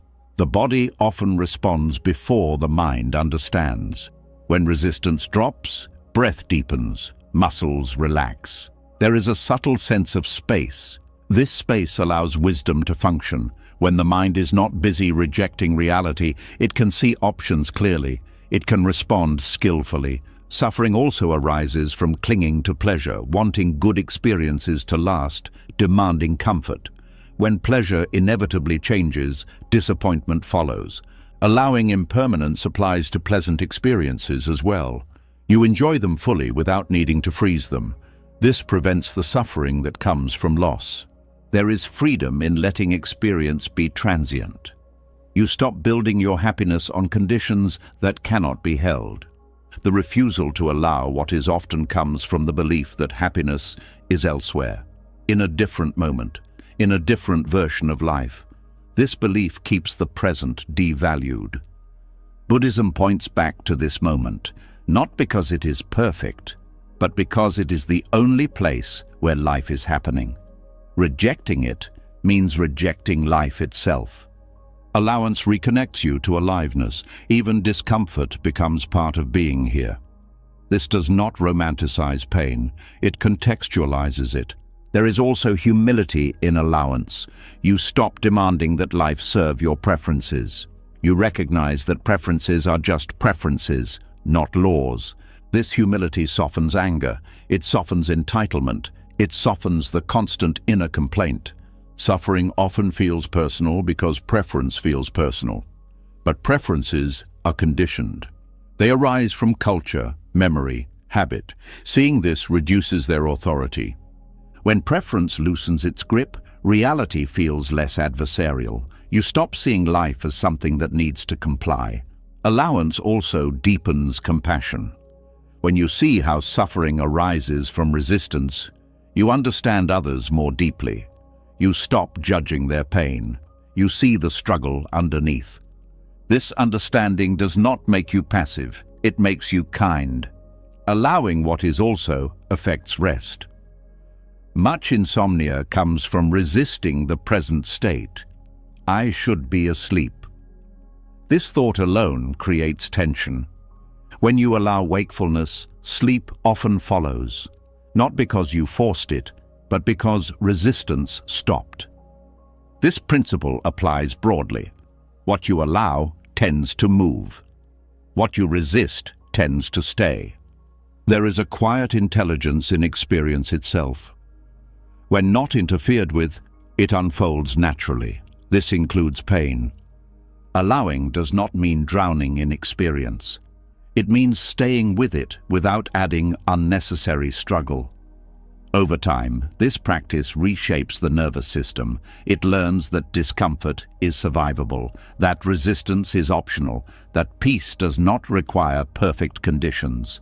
This learning is gradual. It happens through repeated moments of allowance. Each moment reduces suffering slightly. Eventually, something shifts. Reality no longer feels like an enemy. Life feels less personal and more intimate at the same time. You stop demanding that the world conform to your preferences. And in that stopping, a surprising peace appears. Not because pain vanished, but because the fight against it ended. This peace is quiet. It does not announce itself. It simply remains steady, even as life continues to change. And in that steadiness, suffering loses its grip, not through force, but through permission. As the struggle with reality softens and experience is allowed to be as it is, another deeply rooted belief begins to surface. It often sounds noble. It is praised by society. It feels mature and ethical. It says, "This is my responsibility." At first glance, it looks like strength. But when looked at closely, it can quietly turn into another way the ego tightens its grip. There is an emotional weight carried by the idea of personal responsibility that few people question. From an early age, many are taught that being a good person means taking ownership of everything they do, everything they feel, and often everything that happens around them. This teaching is not entirely wrong, but it is incomplete, and when it is taken too far, it becomes a trap. The trap forms when responsibility turns into identity, when I am responsible becomes I am the owner of outcomes, the owner of mistakes, the owner of emotions, the owner of success. This ownership quietly reinforces the sense of a solid self at the center of experience. And with that reinforcement comes pressure, fear, and self-judgment. Buddhism does not reject responsibility, it reframes it. It separates accountability from ownership. This distinction is subtle, but it changes everything. Accountability means responding to what arises. Ownership means believing that there is a permanent self who caused it all and must carry it forever. Accountability is fluid. Ownership is heavy. When responsibility becomes ego reinforcement, it often shows up as over-identification. This happened because of me. I should have known better. I must fix this. These thoughts create a tight loop of self-focus. Even when intentions are good, the mind turns inward in a way that increases suffering. This kind of responsibility does not feel empowering. It feels burdensome. The body tightens. The mind replays the past. The future becomes a constant worry. Responsibility becomes something to endure rather than something to live. Buddhism invites a different view. Actions have consequences. Choices matter, but actions arise from conditions, and consequences unfold through conditions. You participate in this process, but you do not own it in the way the ego assumes. When you understand this, responsibility becomes lighter.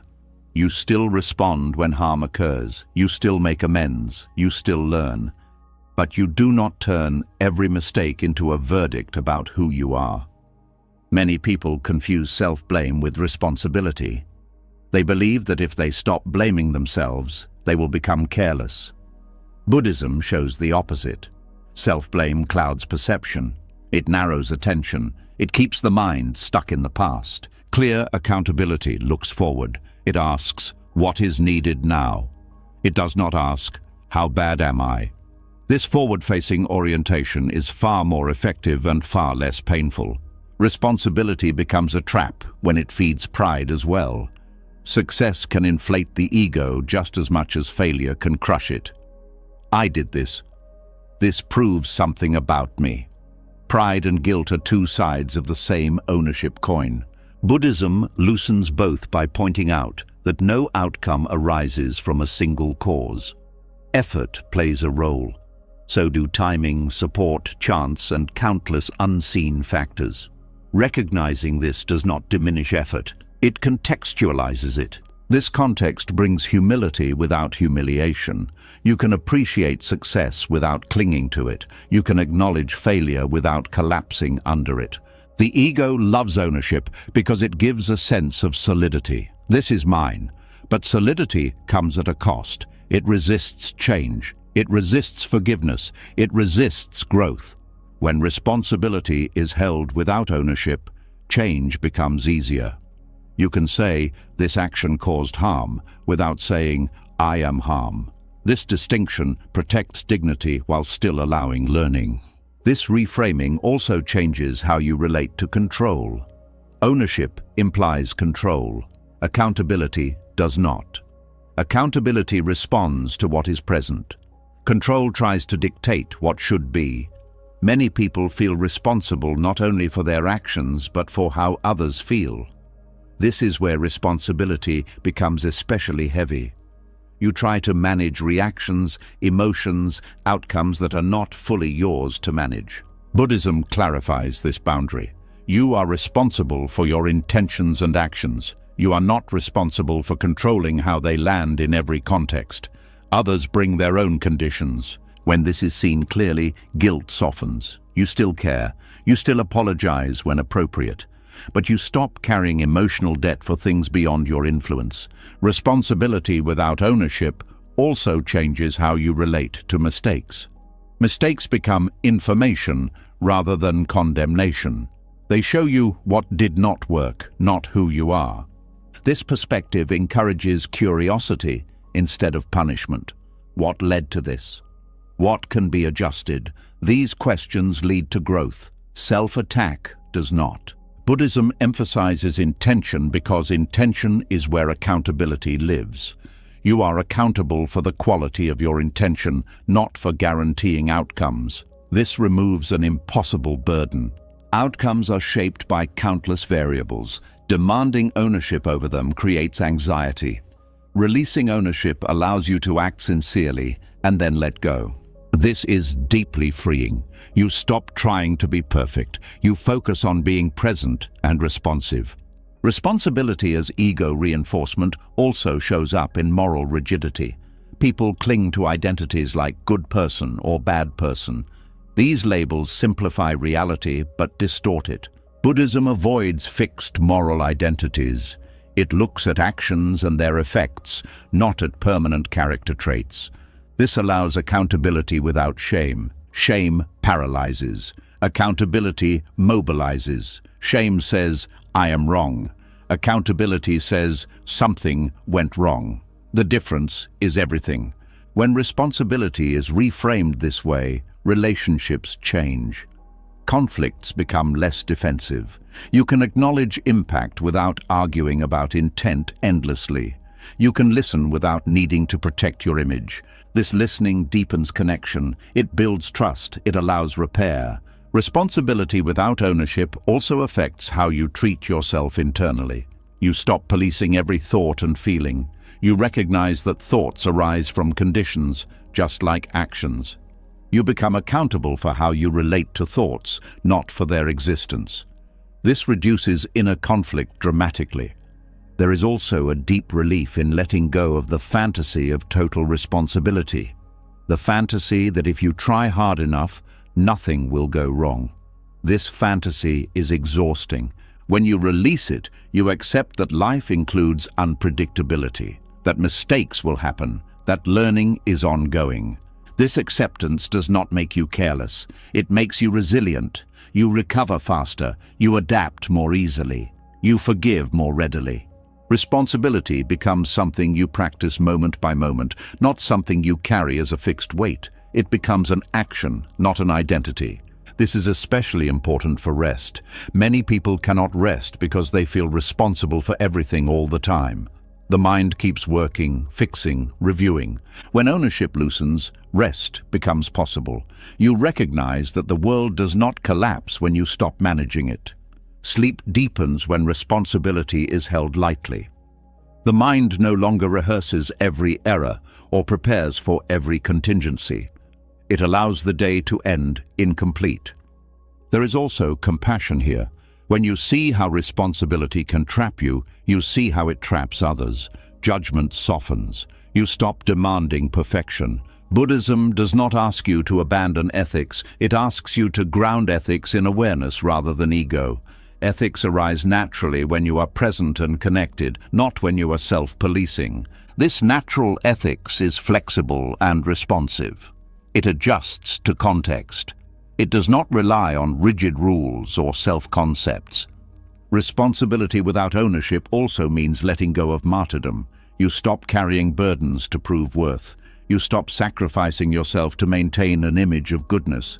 This frees energy. You give because you care, not because you feel obligated.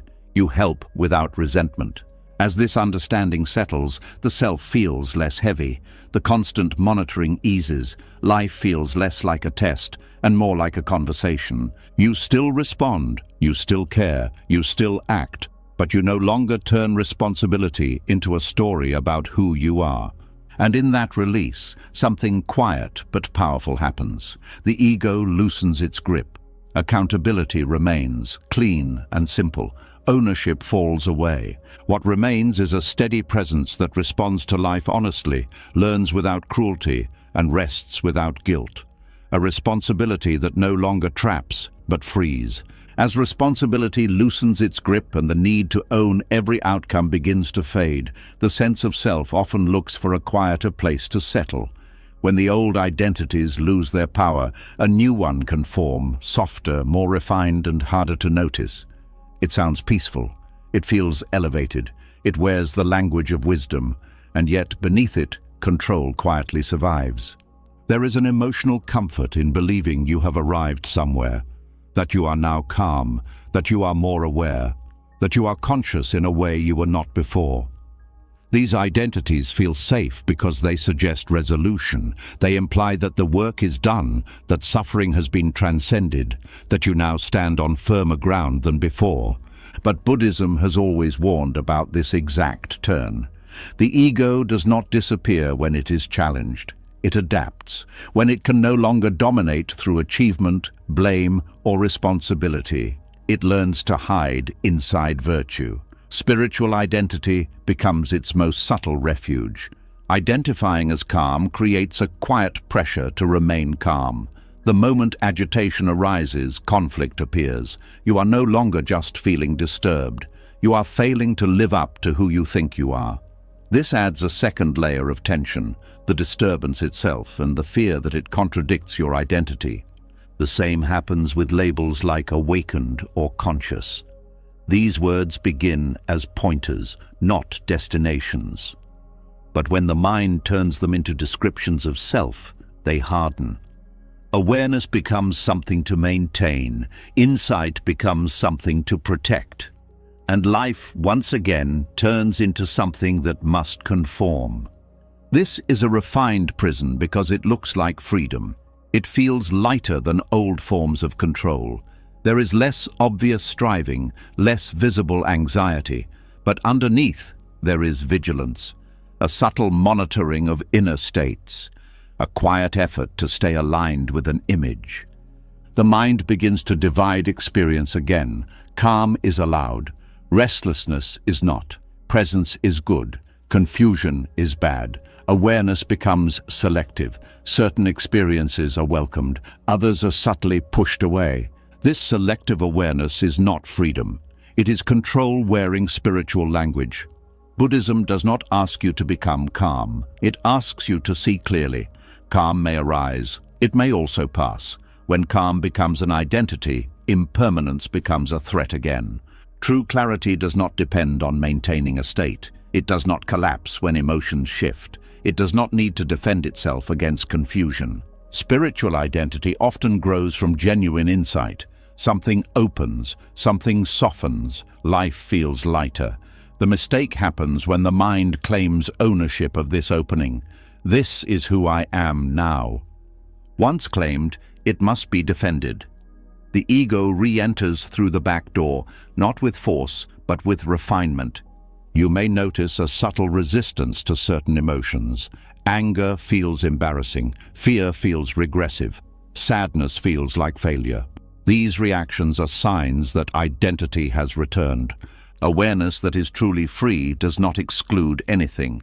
It does not need to protect an image of clarity. It allows contraction and expansion alike. When you identify as conscious, you may unconsciously distance yourself from others. There is a sense of seeing more, knowing more. Even without arrogance, separation forms. Compassion subtly weakens because equality is lost. Buddhism consistently dismantles hierarchy, even spiritual hierarchy. There is no final rank, no stable position above life. Everything that arises is conditioned, including insight. When insight is seen as an event rather than a possession, it remains alive. When it becomes an identity, it stagnates. Spiritual identity also interferes with honesty. You may stop admitting confusion. You may hide struggle. You may perform peace instead of allowing disturbance. This performance deepens disconnection. True practice moves in the opposite direction. It becomes simpler, not more impressive, more ordinary, not more special. The Buddha did not teach becoming something. He taught seeing something, seeing suffering, seeing impermanence, seeing non-ownership. When identity forms around spirituality, non-ownership is lost. There is now something to defend, something to maintain, something to lose. This loss is subtle but powerful. The mind once again fears falling back. Regression becomes a threat. The past is judged harshly. The future is monitored. This fear keeps the nervous system slightly tense. Even in meditation, there may be effort to stay aligned. The body senses this immediately. Awareness that is effortless has no posture to maintain. It does not care how it appears. It does not need to be named. Spiritual identity often depends on comparison. I am calmer than before. I am more aware than others. Even subtle comparison reinforces separation. Buddhism cuts comparison at the root by pointing out that there is no fixed self to compare. States arise, states pass, none define you. When identity dissolves, humility appears naturally. Not self-doubt, but openness. You no longer assume you know where someone else is on a path. You no longer assume where you are. This humility brings ease. You stop measuring progress. You stop tracking attainment. Practice becomes a living relationship, not a ladder. Spiritual identity also affects how you respond to difficulty. When hardship arises, there may be confusion. Why is this happening if I am aware? This question reveals an expectation of immunity. Buddhism never promised immunity. It promised understanding. Pain still arises. Loss still occurs. The difference is not the absence of difficulty, but the absence of identity around it. When awareness is not owned, difficulty does not contradict anything. It is simply another movement of life. There is also a quiet grief when spiritual identity loosens. The sense of having arrived dissolves. The mind may feel groundless again.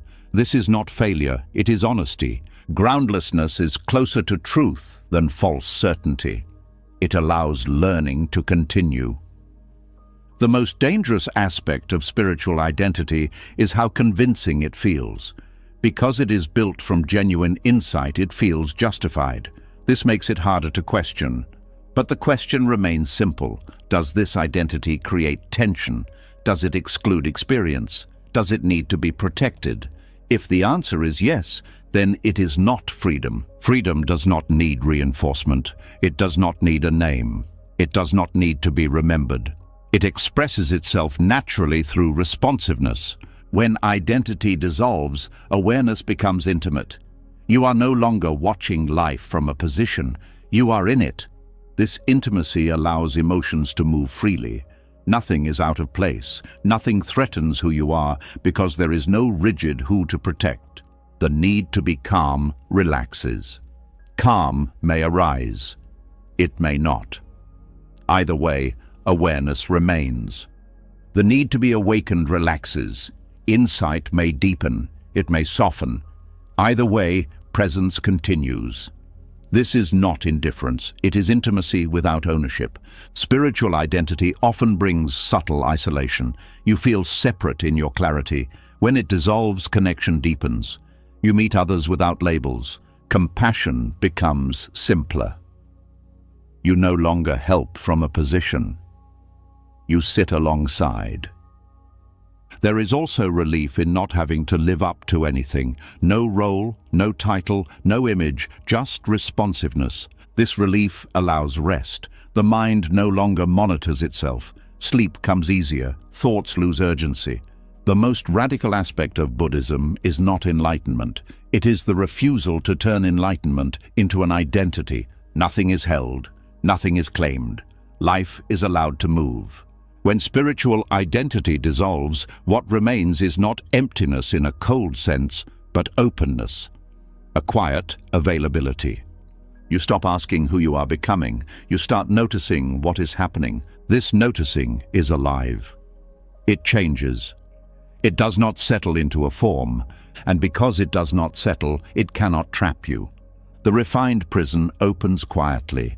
No struggle, no declaration, just a gentle recognition that even this identity is unnecessary. And in that recognition, control fades again, leaving behind something simpler than calm, deeper than awareness, and freer than any name could ever describe. As the grip of spiritual identity loosens and the need to appear calm or awakened begins to dissolve, attention naturally turns toward what has been quietly managed all along. Beneath identities, beneath effort, beneath even silence, emotions continue to move. And here, another deeply conditioned habit reveals itself.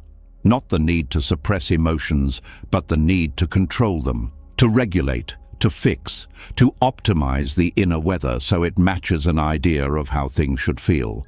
There is a subtle tension carried by the belief that emotions must be managed. It sounds reasonable, responsible even. You are taught to regulate anger, reduce anxiety, cultivate calm, maintain balance. But Buddhism quietly asks a different question. What if the need to manage emotions is itself a form of resistance? What if peace does not come from control, but from permission? Emotional management assumes that some emotions are acceptable and others are not. It divides inner life into desired and undesired states. Calm is welcomed, fear is corrected, sadness is treated as a problem, anger is something to overcome. This division creates an internal hierarchy where certain experiences are allowed to stay and others must leave. This hierarchy is not neutral. It shapes how the nervous system responds. When an emotion arises that has been labeled unacceptable, the body tightens, the mind reacts. There is a rush to intervene. This intervention is often well-intended, but it carries a message. You should not be here. Emotions feel this message immediately. They either intensify or retreat underground. Neither response brings peace. Intensification leads to overwhelm. Suppression leads to numbness. Emotional management rarely produces the ease it promises. Buddhism does not teach you to control emotions. It teaches you to understand them. And understanding begins with allowing. Allowing does not mean indulging or acting out. It means letting the emotion exist without interference. This distinction is crucial. Emotional permission is not emotional expression without boundaries. It is emotional acknowledgement without resistance. You let the emotion be felt without needing to justify it, explain it, or change it. When permission replaces management, something unexpected happens. Emotions begin to move on their own. They rise, peak, and pass. Not because you regulated them, but because they were no longer blocked. Emotions are not static objects. They are processes. They are movements of energy shaped by conditions. When you try to manage them, you interrupt that movement. When you allow them, the movement completes. Much emotional suffering comes not from the emotion itself, but from the reaction to it. Fear plus fear of fear, sadness plus judgment of sadness, anger plus shame about anger. Each layer multiplies distress. Buddhism strips away these layers by refusing to add commentary. It does not say, this emotion is bad. It asks, what is this experience right now? This question is not analytical, it is experiential. It invites attention into the body. Where is the emotion felt? How does it move? Does it stay the same or change? This kind of attention is not management. It is presence. And presence has a calming effect that control never achieves. The nervous system responds differently to permission than to regulation. Regulation implies threat. Something must be corrected. Permission implies safety. Nothing is wrong with feeling this. Safety allows relaxation. Relaxation allows movement. Movement allows release. This is why emotional permission is stabilizing. It does not suppress intensity, but it shortens its lifespan. Emotions complete themselves faster when they are not interfered with. Many people fear that allowing emotions will make them stronger or uncontrollable. This fear is based on misunderstanding. Emotions become overwhelming when they are resisted, not when they are allowed. Resistance creates pressure. Pressure builds force. Allowance releases pressure. This does not mean emotions become pleasant. It means they become workable. They no longer dominate the system. Emotional management often comes from a desire to function, to perform, to be appropriate. But performance built on suppression eventually collapses. The cost is paid later through burnout, numbness, or sudden emotional floods. Buddhism takes a longer view. It values integrity over appearance. Integrity means allowing inner life to be honest, even when it is uncomfortable. This honesty creates trust within yourself. You stop fearing your own emotions. When fear of emotion dissolves, emotion loses much of its power. Emotional permission also changes how you relate to others. When you allow your own emotions, you become more tolerant of others. You stop rushing to fix. You stop managing their feelings. This creates deeper connection. People feel safer around you because you are not trying to control the emotional space. There is also humility here. You recognize that emotions are not chosen, they arise. You are not morally superior for feeling calm or inferior for feeling distressed. This removes the moralization of emotion. Calm is not virtue. Distress is not failure. They are experiences. Buddhism treats emotions as teachers, not enemies. Each emotion carries information about conditions. Fear shows vulnerability. Anger shows boundary violation. Sadness shows loss. Joy shows connection. Managing emotions often ignores this information. It focuses on symptoms rather than causes. Permission allows listening. Listening does not mean obeying. You can feel anger without acting on it. You can feel fear without freezing. The key is not suppression, but awareness. Awareness creates space. Space allows choice. Emotional regulation often tries to create space by force. Emotional permission creates space by acceptance. This difference is subtle but profound. Many modern approaches teach techniques to calm emotions, breathing exercises, reframing thoughts, distraction. These tools can be helpful, but Buddhism cautions against turning them into avoidance strategies. When tools are used to escape feeling, they reinforce fear of emotion. When tools are used to support presence, they align with the Dharma. The Dharma is not against skillful means, it is against denial. Emotional permission also dismantles the idea that peace is a certain emotional state. Peace is not the absence of emotion, it is the absence of resistance. You can feel grief and be at peace. You can feel fear and be grounded. You can feel anger and remain clear. This is deeply liberating. You stop chasing emotional perfection. You stop evaluating each moment based on how it feels. This evaluation itself creates tension. I should feel better. I should be calmer. These thoughts create a gap between experience and expectation. Permission closes the gap. Experience meets itself. This meeting does not require effort. It requires honesty. There is also a deep rest that comes with emotional permission. The constant inner labor of adjustment stops. You are no longer managing yourself all the time. This rest supports sleep. Many people struggle to sleep because they are trying to regulate how they feel before resting. I need to calm down first. This demand creates pressure. When you allow restlessness, sleep often comes naturally. The system no longer fights itself. Emotional permission also softens the inner critic. The critic thrives on regulation. It polices inner states. When permission becomes the norm, the critic loses authority. This does not mean chaos ensues. On the contrary, inner order emerges naturally when fear is removed. Children regulate emotions better when they feel safe. Adults are no different. The Dharma recognizes this.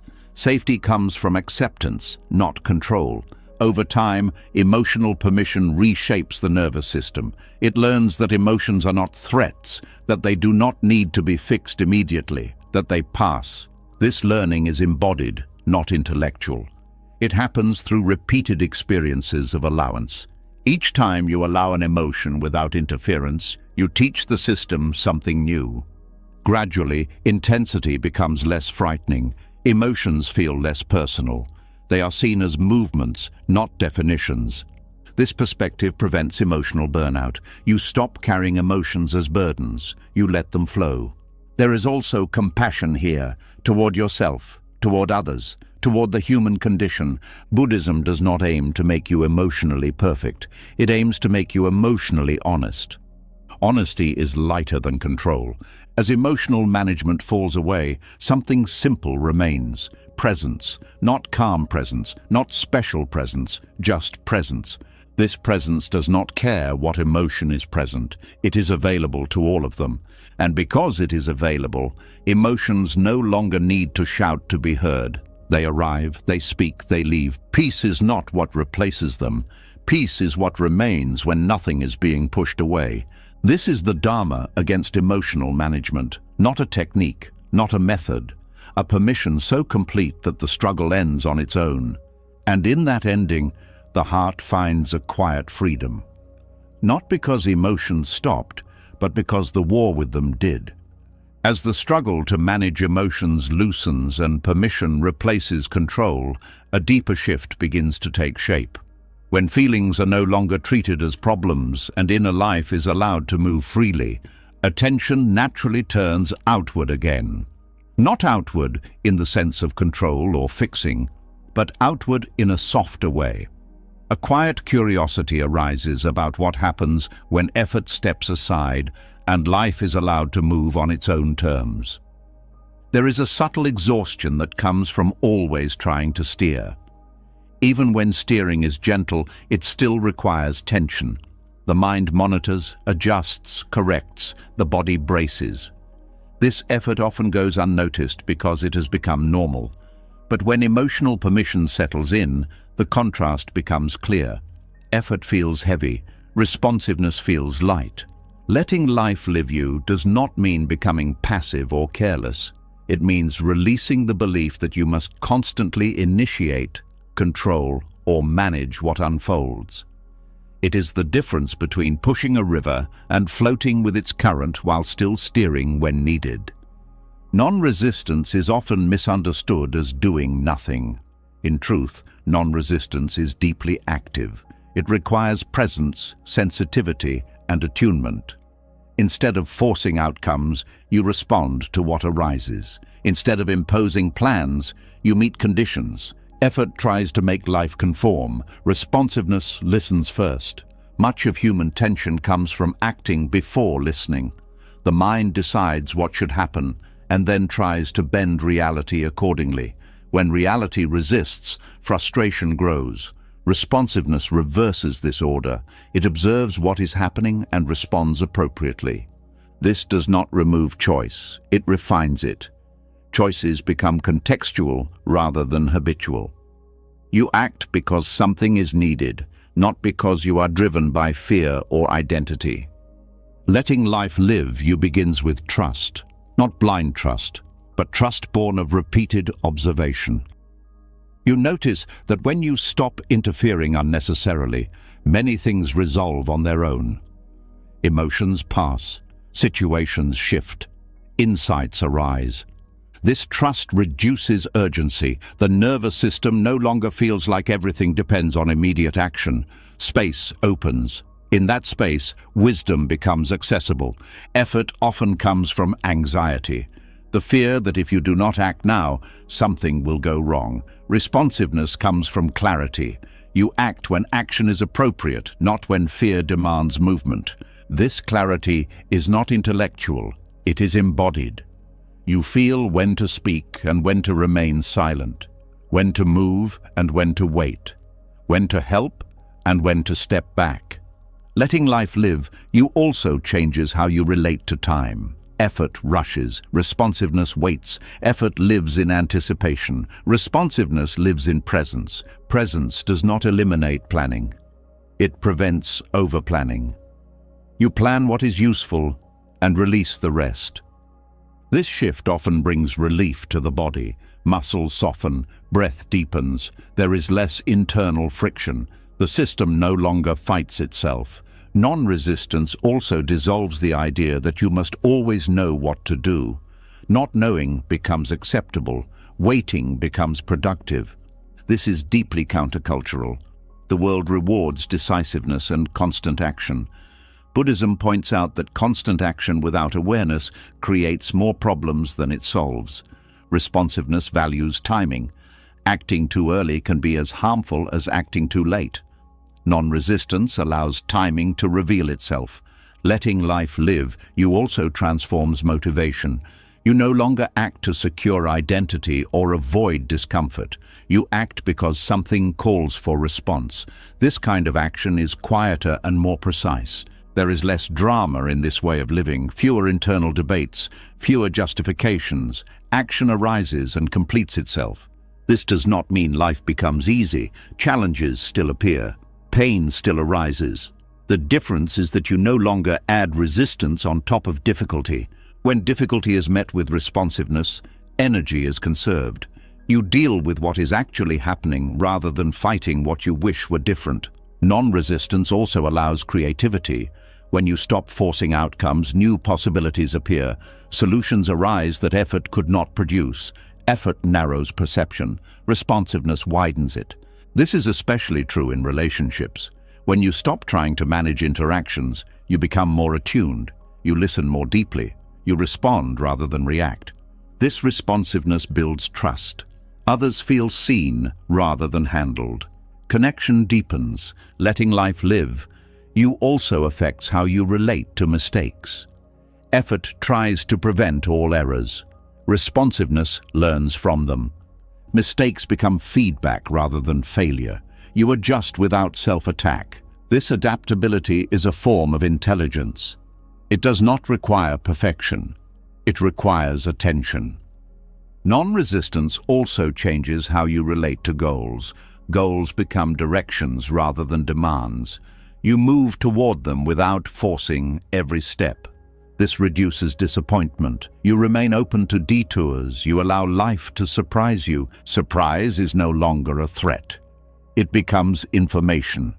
This openness stabilizes the mind more deeply than control ever could. Stability comes from flexibility, not rigidity. Letting life live, you also softens the sense of separation. You stop seeing yourself as an isolated actor. You feel part of a larger movement. This sense of belonging reduces loneliness. You are no longer standing against life. You are within it. There is also humility here. You recognize that you do not create life. You participate in it. This recognition removes arrogance and despair at the same time. Arrogance fades because you see how much is not yours to control. Despair fades because you see how much support already exists.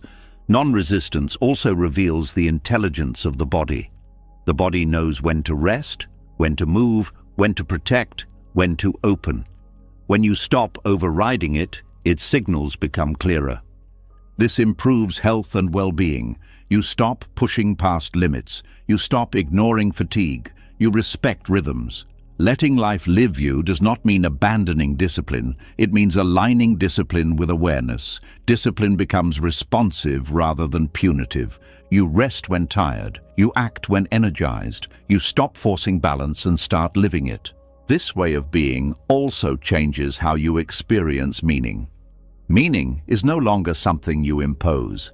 It emerges naturally from engagement. You stop asking, "What should I be doing with my life?" You start noticing what life is asking of you right now. This question is simpler and more honest. Non-resistance also supports deeper rest. At night, the mind no longer reviews every action or plans every future. It trusts that life will continue without supervision. Sleep arrives more easily when effort stands down. There is a quiet joy in letting life live you. Not excitement, but ease. A sense that you do not have to fight your way through existence. This joy is subtle. It does not depend on circumstances. It comes from alignment. Alignment between inner life and outer reality. This alignment does not freeze life. It flows with it. Letting life live, you also deepens compassion. When you are not forcing yourself, you stop forcing others. You allow people to unfold at their own pace. This creates space for authenticity. There is also courage here. The courage to release control. The courage to trust responsiveness. The courage to be moved by life rather than trying to move it constantly. This courage is quiet.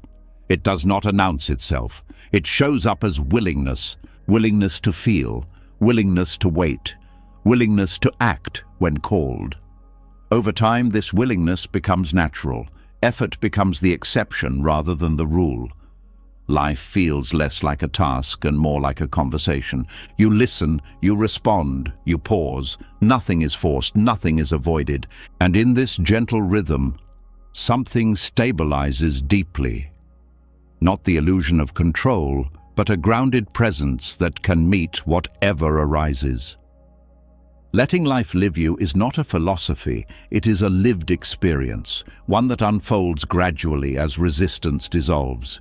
You do not arrive there, you notice it happening, and when you do, there is a quiet recognition. Life has always been moving. You were never meant to carry it.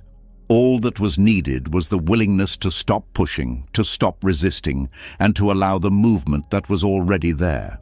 In that allowance, effort rests, responsiveness remains, and life continues, not against you, not because of you, but through you. As responsiveness replaces effort and life is allowed to move without being pushed, a new misunderstanding often appears. The mind quietly wonders, if I stop controlling, do I stop caring? If I stop gripping outcomes, do I become passive? This question carries fear, because for many people, attachment to results has been the fuel behind action for as long as they can remember. There is an emotional charge around outcomes. They promise safety, validation, meaning. Success reassures, failure threatens. The mind learns early that results define worth. So the idea of renouncing outcomes can feel like giving up on life itself. Buddhism does not ask you to withdraw from action, it asks you to withdraw from ownership of results. This distinction is subtle and often missed. Renouncing outcomes does not mean you stop acting. It means you stop demanding that action guarantee a particular result. You still show up fully, you still care, you still engage, but you release the belief that the future must obey your effort. Attachment to outcomes creates tension before action even begins. You are already living in the future, rehearsing success or fearing failure. The body tightens. The mind narrows. Action becomes a means to an end rather than an expression of presence. When outcomes are renounced, action returns to the present. You do what needs to be done now, not to secure a future identity, but because this moment calls for response. This changes the quality of effort. Effort becomes clean. There is less strain, less desperation, less inner negotiation. You act, then you let the action complete itself. Many people fear that without attachment to outcomes, motivation will disappear. But motivation fueled by fear and desire is unstable. It burns hot and collapses easily. Motivation rooted in care is quieter and more sustainable. Care does not require guarantees. You can care deeply without needing certainty. In fact, attachment to outcomes often distorts care. You start caring about success more than integrity, recognition more than truth. Renouncing outcomes realigns action with values rather than rewards. You act because it is right, appropriate, or needed, not because it promises a particular payoff. This is not passivity, it is clarity. Passivity avoids engagement. Renunciation of outcomes deepens it. You are fully involved, but not entangled. This is especially visible in difficult situations. When outcomes are attached, failure feels personal. Shame arises. Defensiveness follows. When outcomes are released, failure becomes information. You adjust and continue. This allows resilience. You recover faster. You are less afraid to try. You are less devastated by setbacks. Buddhism emphasizes intention over outcome. Intention is where ethical responsibility lives. Outcomes are shaped by countless factors beyond your control. When you focus on intention, you remain grounded. When you fixate on outcomes, anxiety grows. This does not mean outcomes are irrelevant. They provide feedback. They inform learning, but they do not define worth or meaning. Renouncing outcomes also changes how you experience success. Success no longer inflates the ego. It is appreciated without being clung to. Gratitude replaces pride. This keeps success from becoming another burden. You do not fear losing it as much. You enjoy it without anxiety. In relationships, attachment to outcomes often creates pressure. You want conversations to go a certain way. You want others to respond as hoped. When they don't, disappointment arises. Renouncing outcomes allows you to be present with others without agenda. You speak honestly. You listen openly. You allow responses to be what they are. This does not guarantee harmony. It guarantees authenticity, and authenticity is the ground of real connection. Renouncing outcomes also frees creativity. When you are not fixated on results, you explore more freely, you take risks, you follow curiosity. Creativity thrives in openness, not pressure. Outcomes narrow possibilities. Openness expands them. This principle also applies inwardly. When you meditate or reflect with an outcome in mind, tension arises. You try to achieve calm, clarity, insight. This striving interferes with the very states you seek. When you release outcomes, practice becomes a space of exploration rather than performance. Awareness deepens naturally. Renouncing outcomes does not mean you stop setting goals. Goals become directions, not demands. You move toward them while remaining flexible. Flexibility is key. When conditions change, you adapt. You do not cling to plans that no longer fit. This adaptability reduces suffering. You stop fighting reality to protect a desired result. The body responds strongly to outcome attachment. Anticipation tightens muscles. Fear constricts breath. Release softens these patterns. When action is free of outcome fixation, the body moves more naturally. There is less internal resistance. This ease does not make you careless. It makes you precise. You notice more. You respond more accurately. Renouncing outcomes also reduces comparison. When results define worth, comparison is inevitable. Someone else's success threatens your value. Someone else's failure reassures it. When outcomes are released, comparison loses power. You focus on your own response rather than external metrics. This creates peace in environments that are otherwise competitive. You participate without being consumed. Buddhism often uses the image of planting seeds. You plant carefully, you water, you tend, but you do not demand the plant grow faster or differently. You respect natural processes. Renouncing outcomes is trusting the soil. This trust does not mean ignoring consequences. It means accepting uncertainty. Uncertainty becomes tolerable when you are not trying to control it. This tolerance stabilizes the mind. You stop bracing for specific futures. You meet each moment as it arrives. This presence also supports rest. At night, the mind often replays outcomes. Did I succeed? What if it fails? Renouncing outcomes allows the day to end without resolution. Sleep comes more easily when the future is not being managed. Renouncing outcomes also changes how you experience meaning. Meaning is no longer postponed until success. It is found in engagement itself. You stop living for later. You live now. This is deeply fulfilling, not because everything goes well, but because life feels lived. There is also courage here. The courage to act without guarantees. The courage to care without control. This courage grows as you experience that letting go of outcomes does not lead to collapse.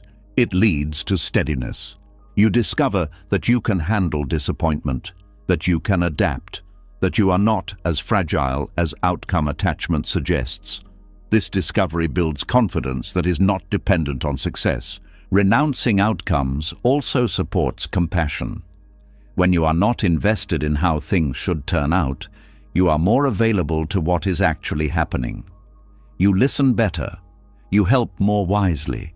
You stop imposing solutions. You respond to needs. This responsiveness is the opposite of passivity. It is alive and engaged. The misunderstanding that renunciation equals withdrawal comes from confusing detachment with disengagement. Buddhism teaches detachment from clinging, not from life. You can be deeply involved without being trapped. This freedom changes everything. Work becomes expression. Relationships become meeting. Practice becomes exploration. Nothing is wasted. Even failure has value. Renouncing outcomes also dismantles fear of impermanence. When you no longer need results to last, change becomes less threatening. You enjoy moments fully without trying to freeze them. This enjoyment is lighter. It does not carry anxiety. As this understanding settles, effort and ease find balance. You act wholeheartedly. You release completely. This rhythm is natural. It aligns with how life actually works. You do not push the river. You do not sit on the bank refusing to move. You step into the current and adjust as needed. This is renouncing outcomes without renouncing action. It is not a rule. It is a lived understanding. And when it becomes embodied, something shifts quietly. Life feels less like a test and more like a participation. You are here. You respond. You let go. Nothing extra is required. Action happens, results unfold, peace remains, not because outcomes were controlled, but because they were no longer asked to carry the weight of your happiness. As action continues without clinging to results, something very subtle often remains untouched. Even when effort has softened, even when control has loosened, there can still be a quiet ache in the background. A longing that sounds gentle and reasonable. A wish that feels innocent. The wish for peace. And it is here, in this wish, that restlessness often hides its deepest roots. There is an emotional tenderness around the desire for peace. It comes from exhaustion, from having carried too much for too long, from wanting the mind to finally rest. This desire is not wrong, it is human. But Buddhism looks closely at how this desire operates and what it quietly does to the mind. Wanting peace creates a division. There is the current moment, and there is a better moment imagined somewhere else. There is how things are and how they should be. The mind leans forward, away from what is happening now, toward a future state that promises relief. This leaning itself is tension. Peace becomes an object, something to reach, something to achieve, something to arrive at. And the moment peace becomes a goal, the present moment becomes insufficient. This insufficiency is painful. It turns now into a problem. Restlessness grows not because peace is absent, but because the mind is resisting what is present in the name of peace. Craving peace is still craving. It may wear softer language, but it operates the same way as any desire.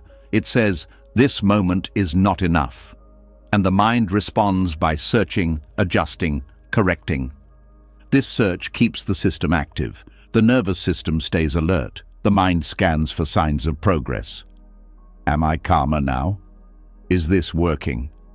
Why am I still restless? These questions fuel the very agitation they are trying to resolve. Buddhism points to a simple but difficult truth. Peace cannot be reached by wanting it, because wanting is movement away from peace. Peace is not somewhere else. It is what remains when the urge to be elsewhere stops. This is not a philosophical idea. It is an experiential observation.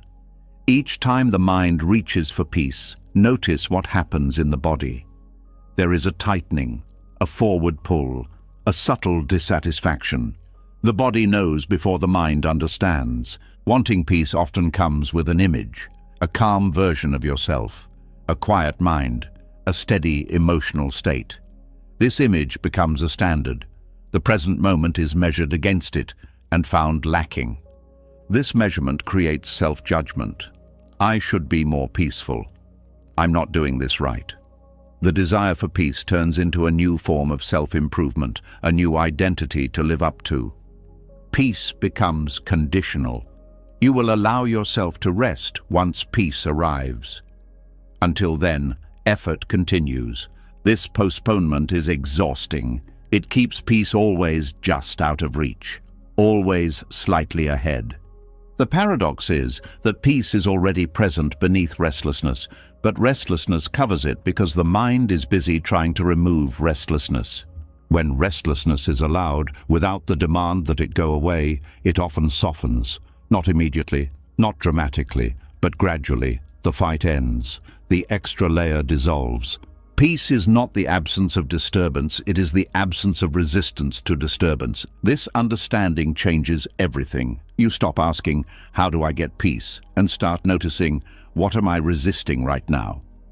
This question turns attention inward, not toward a goal, but toward relationship. How are you relating to this moment? When the relationship softens, peace is revealed. It was never missing. It was obscured by effort. Wanting peace often comes from misunderstanding what peace actually is. Many imagine peace as a constant pleasant state. Buddhism does not define peace this way. Peace is not emotional perfection. It is openness. Openness can include discomfort. It can include sadness. It can include fear. Peace is the willingness to allow these experiences without needing them to disappear. This willingness is not resignation. It is intimacy. You meet experience fully instead of negotiating with it. Craving peace keeps experience at a distance. You tolerate the present only as a means to an end. This prevents full contact. Full contact is what dissolves struggle. The mind often says, once I'm peaceful, then I can live. Buddhism replies, live now, and peace may show up. Peace is a byproduct, not a product. This is deeply counterintuitive. The mind is trained to pursue, to optimize, to improve. Letting go of pursuit feels like giving up. But what is actually being given up is not peace, but the obstacle to it. There is also fear hidden inside the desire for peace. Fear that without peace, you cannot handle life. Fear that restlessness means failure. This fear adds urgency. It turns peace into an emergency, and emergencies do not create calm. Buddhism teaches patience not as waiting for peace, but as staying with what is. Staying does not mean forcing yourself to endure. It means not abandoning the moment for an imagined better one. This staying stabilizes the mind in a way striving never could. When you stop wanting peace, something softens. The body relaxes slightly, the breath deepens, not because peace arrived, but because effort paused. This pause is the doorway. Many people have experienced moments of peace unexpectedly, in grief, in exhaustion, in surrender. These moments did not come from trying. They came when trying stopped. Trying to recreate these moments misses the point. The conditions were not special. The absence of resistance was. Peace arrives when the mind is no longer asking for it. This does not mean you should suppress the desire for peace. Suppression is another form of control. Instead, you notice the desire. You feel it, you allow it. Even the desire for peace can be allowed. When allowed, it loosens. When resisted or acted on, it tightens. This is subtle practice.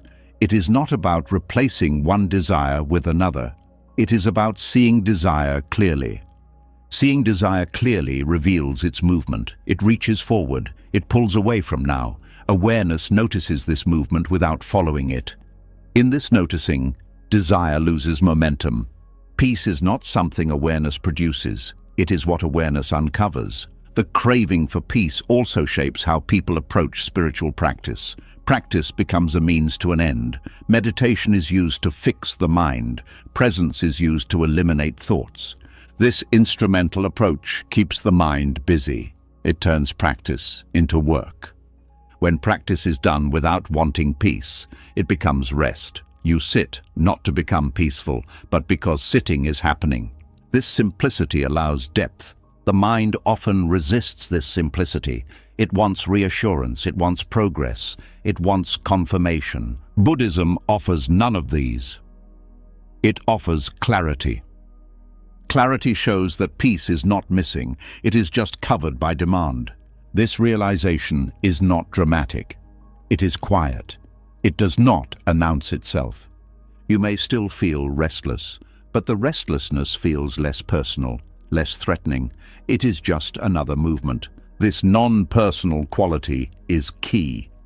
When you stop taking restlessness as a problem, it stops behaving like one. Peace becomes background rather than foreground. It does not need to be felt to be present. This is why people sometimes feel peace even in chaos. Not because chaos stopped, but because resistance did. Wanting peace prevents peace because it keeps the mind in a state of seeking. Seeking is movement. Peace is stillness. Stillness cannot be reached by movement. This does not mean you must force stillness. It means you stop interrupting it. The interruption is subtle, a thought, a hope, a comparison. Each interruption is small, but together they keep the system active. When interruptions slow, peace becomes obvious. This is not a peak experience, it is a ground. The ground does not require maintenance. Peace is not fragile. Wanting makes it seem fragile. When you stop wanting peace, you discover it was never in danger. This discovery brings relief. Not excitement. Relief. Relief that you do not need to fix yourself.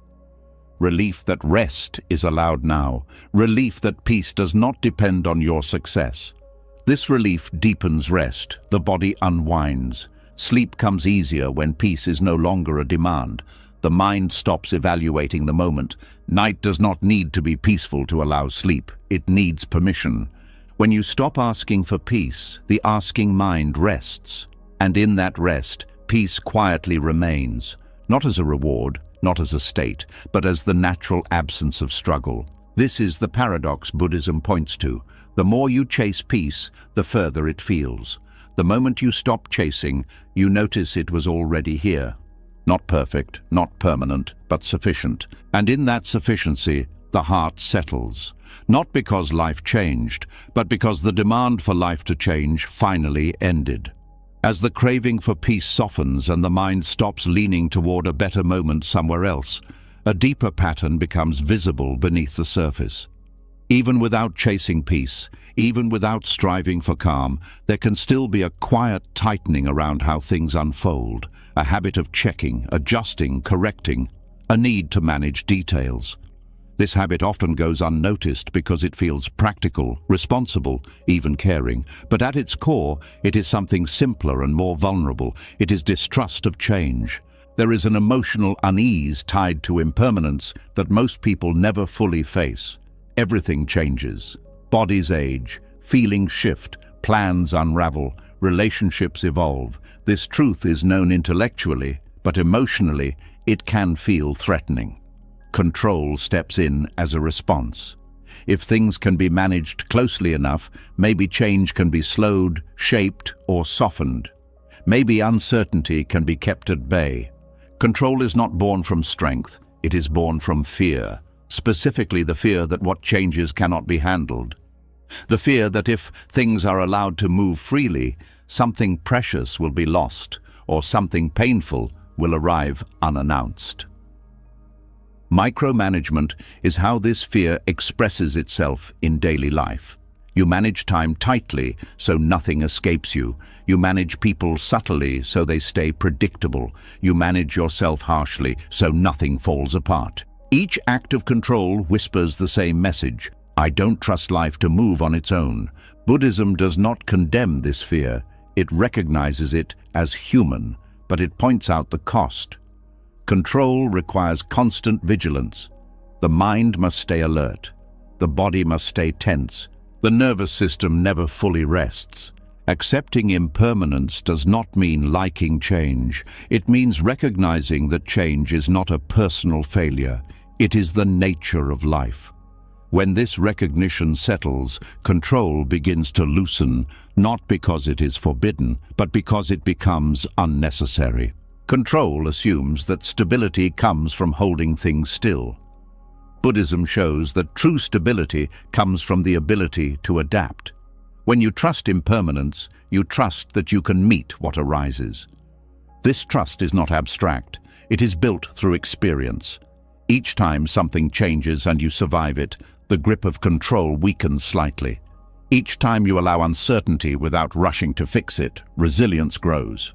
Micromanaging people often comes from fear of unpredictability. You want others to behave consistently so you can feel safe. When they change, anxiety arises.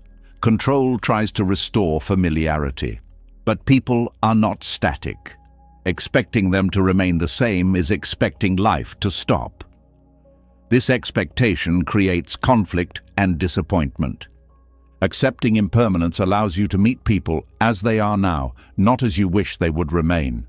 This does not remove boundaries, it removes illusion. When you stop trying to control others, relationships breathe, trust deepens, tension eases. You no longer feel responsible for shaping someone else's journey. Micromanaging time comes from a similar fear. Time passes whether you watch it or not. Control tries to slow it by filling every moment, optimizing every hour, planning every future. This constant management creates anxiety around wasted time. Rest feels undeserved. Stillness feels dangerous. Accepting impermanence reframes time. You stop treating it as something to conquer. You treat it as something to move within. Moments are lived rather than managed. This changes how you experience aging, deadlines, and loss. You stop fighting the passage of time and start participating in it. Micromanaging the self is perhaps the most exhausting form of control. Monitoring thoughts, correcting emotions, policing behavior. The inner supervisor never sleeps. This supervisor exists because impermanence feels threatening. If the self changes, who are you? Control tries to stabilize identity by enforcing consistency. Buddhism reveals that identity is already fluid. Trying to freeze it creates suffering. Accepting transience allows identity to soften without collapse. You do not disappear when you change. You evolve. When impermanence is accepted, mistakes lose their power. They are no longer threats to identity. They are moments in motion. This acceptance reduces shame. Shame comes from believing you should have remained a certain way. Impermanence shows that remaining the same was never possible. Control also tries to protect pleasure. When things are good, the mind tightens. It wants the moment to last. It monitors. It anticipates loss. This anticipation prevents full enjoyment. Pleasure becomes fragile. Accepting impermanence allows you to enjoy without clinging. You savor moments knowing they will pass. This does not make them less meaningful, it makes them more vivid. Control also arises around pain. The mind tries to manage discomfort away. It tightens against it. This tension amplifies suffering. Accepting impermanence allows pain to be felt without panic. You know it will change. This knowledge does not eliminate pain, but it reduces fear. Fear is what turns pain into suffering. When impermanence is trusted, you stop needing guarantees. You stop demanding that life stay the same for you to feel safe. Safety becomes internal. It rests in adaptability, not predictability. This internal safety stabilizes the mind deeply. You no longer scan constantly for threats. You respond when something arises instead of anticipating endlessly. Control thrives on anticipation. Acceptance lives in presence. Presence does not eliminate planning. It prevents obsession. You plan what is helpful and release what is not. This release frees energy. You stop carrying the future everywhere with you. Accepting impermanence also changes how you relate to loss. Loss no longer feels like betrayal. It feels like movement. Grief still arises, but it is not complicated by disbelief. This shouldn't have happened. Acceptance allows grief to flow cleanly. Control often delays grief by resisting reality. Acceptance allows healing to begin. This applies to endings of all kinds, jobs, roles, phases of life. Letting go becomes possible when you stop arguing with change. Control argues. Acceptance listens. Micromanagement is exhausting because it assumes you must be everywhere at once. Accepting impermanence allows you to be where you are. You stop trying to hold multiple timelines. You live this moment. This presence calms the nervous system. It signals safety. Impermanence also teaches humility. You see how little remains fixed. This humility softens judgment toward yourself, toward others. Judgment often arises from expecting permanence. You should know better by now. I should be over this. Impermanence dissolves these expectations. You stop rushing yourself. You stop rushing others. This patience is not laziness. It is alignment with reality. Accepting impermanence does not mean you stop caring. It means you care without clinging. You engage without gripping. This engagement is more sustainable. You do not burn out trying to freeze life. Control often disguises itself as responsibility. If I don't manage this, something bad will happen. Accepting impermanence reframes responsibility as responsiveness. You respond when something happens. You do not try to prevent all possible outcomes. This reduces anxiety. Anxiety thrives on imagined futures. Acceptance stays with what is. As impermanence becomes trusted, micromanagement loses its justification. The mind relaxes its grip. You stop correcting small details. You stop rehearsing conversations. You stop replaying moments. Life feels less brittle, more forgiving. There is also a quiet confidence that emerges. Not the confidence of mastery, but the confidence of adaptability. You trust that you can meet change, that you can adjust, that you do not need to control everything to be okay. This confidence is deeply stabilizing. It does not depend on circumstances. Sleep deepens here. The mind no longer reviews every detail of the day or plans every detail of tomorrow. It trusts that life will continue without supervision. Impermanence, once feared, becomes a source of relief. You no longer have to maintain everything. Nothing needs to be held forever. This release lightens the heart. You stop carrying the world.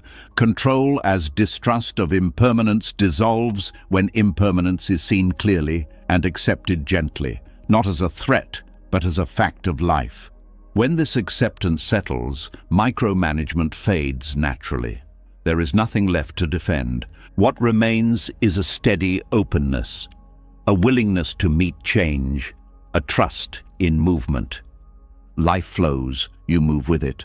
Not because you surrendered responsibility, but because you surrendered the illusion that life needed to be held still for you to survive. And in that surrender, something unexpected happens. The mind becomes calmer, the body relaxes, the heart opens. Not because change stopped, but because you stopped fighting it.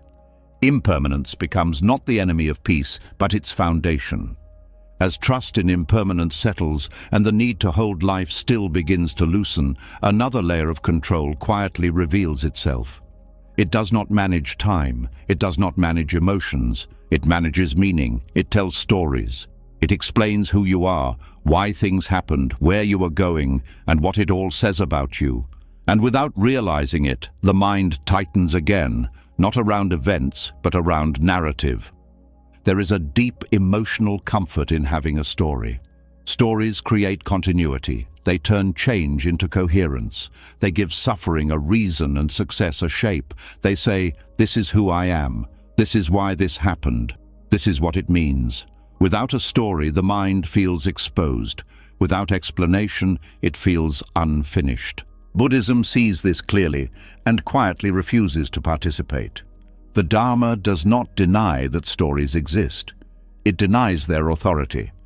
It points out that the story of me is not a stable truth, but a moving interpretation layered on top of experience. And this interpretation, while useful at times, becomes a form of control when it is treated as reality itself. Narrative control is the attempt to secure identity through meaning. When something happens, the mind rushes to explain it. If the explanation fits the existing self-story, relief follows. If it threatens the story, anxiety arises. This anxiety is not about the event, it is about meaning slipping out of control. The mind wants experience to confirm who it thinks it is. When reality refuses, storytelling intensifies. New chapters are written, old ones are revised. Pain is justified, blame is assigned, victories are claimed. All of this feels natural, but it carries a hidden cost. It traps attention in the past and future. It pulls awareness away from direct experience and into interpretation. Buddhism repeatedly points back to what is happening before the story forms. Sensation before explanation, feeling before identity, action before narrative ownership. This is not anti-intellectual, it is anti-confusion. Stories simplify reality, but reality is not simple. The self-story reduces complexity into something manageable, but what is manageable is rarely what is true. The problem is not that stories exist. The problem is believing they must be finished, coherent, and correct for life to make sense. Unfinished meaning feels uncomfortable. The mind wants closure. It wants a reason. It wants an arc. Buddhism refuses to provide one. Freedom does not come from finding the right story. It comes from seeing that no story can fully capture experience. Narrative control often begins early. You are taught to explain yourself, to justify actions, to define goals. Over time, you learn to see life as a biography in progress. Each event must fit. When something does not fit, tension arises. This shouldn't have happened. This doesn't align with who I am. The mind works overtime to repair the narrative. This repair effort is exhausting. It keeps the mind busy even when nothing is wrong. Buddhism undermines this by refusing to treat the self as a story at all. The self is seen as a process, not a plot. Processes do not need coherence. They move, they change, they do not ask to be summarized. Narratives ask for permanence. Processes accept impermanence. When narrative control loosens, experience becomes lighter. You no longer need to explain every feeling. You no longer need to justify every choice. You no longer need to turn life into something meaningful before it can be lived. This does not make life meaningless. It makes meaning optional. Optional meaning is freeing. You can allow moments to be just moments. You can allow pain to be pain without turning it into a lesson. You can allow joy to be joy without turning it into a definition. Stories often intensify suffering. When something painful happens, the story adds layers. This always happens to me. This proves something is wrong with me. This will ruin everything. The original pain is simple. The narrative multiplies it. Buddhism invites you to see this multiplication clearly.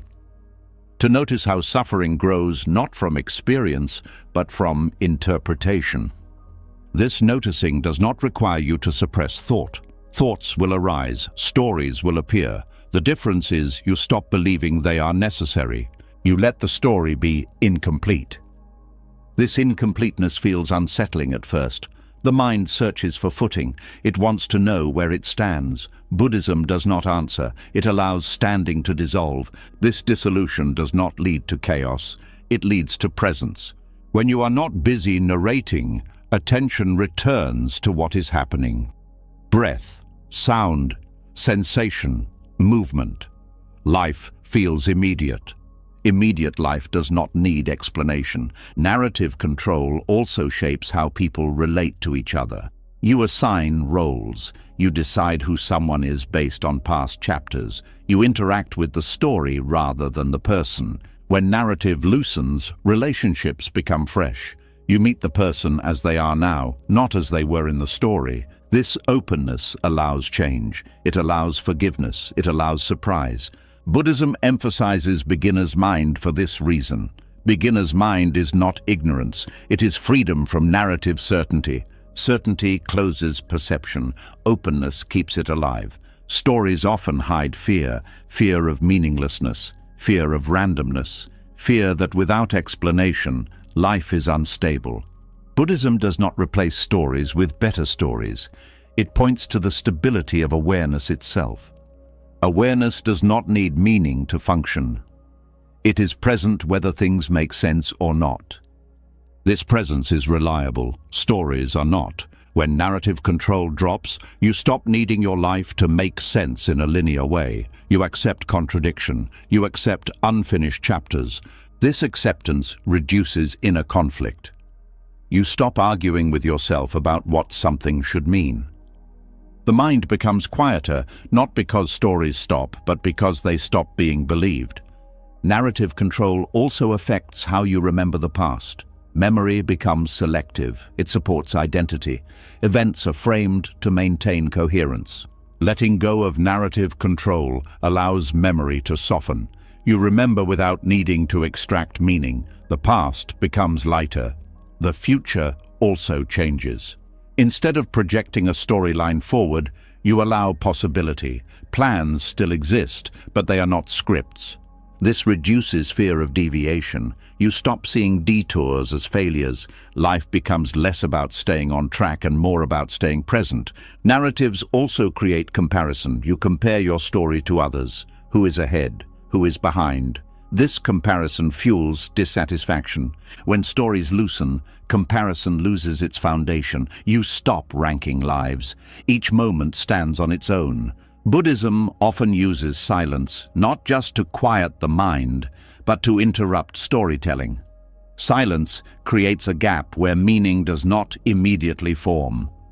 In that gap, freedom appears. Freedom does not need a reason. Unfinished meaning allows curiosity. Instead of deciding what something means, you remain open. This openness is alive. Narrative control freezes experience. Unfinished meaning keeps it moving. This movement does not feel chaotic. It feels honest. The mind often fears that without a story, motivation will disappear. But motivation rooted in narrative is fragile. Motivation rooted in presence is steady.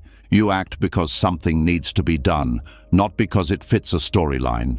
This kind of action is cleaner. It carries less emotional weight. When narrative control dissolves, guilt also changes. You stop rewriting the past endlessly. You acknowledge what happened without turning it into identity. Shame loses fuel. Pride also softens. You stop building identity around achievements. Life becomes less performative. This simplicity supports rest. At night, the mind often reviews the day, adding commentary. When narrative loosens, the day can end without summary. Sleep does not require a conclusion. There is a quiet relief in not needing to know what your life means. You stop carrying that question everywhere. Meaning may arise, it may not. Either way, you live.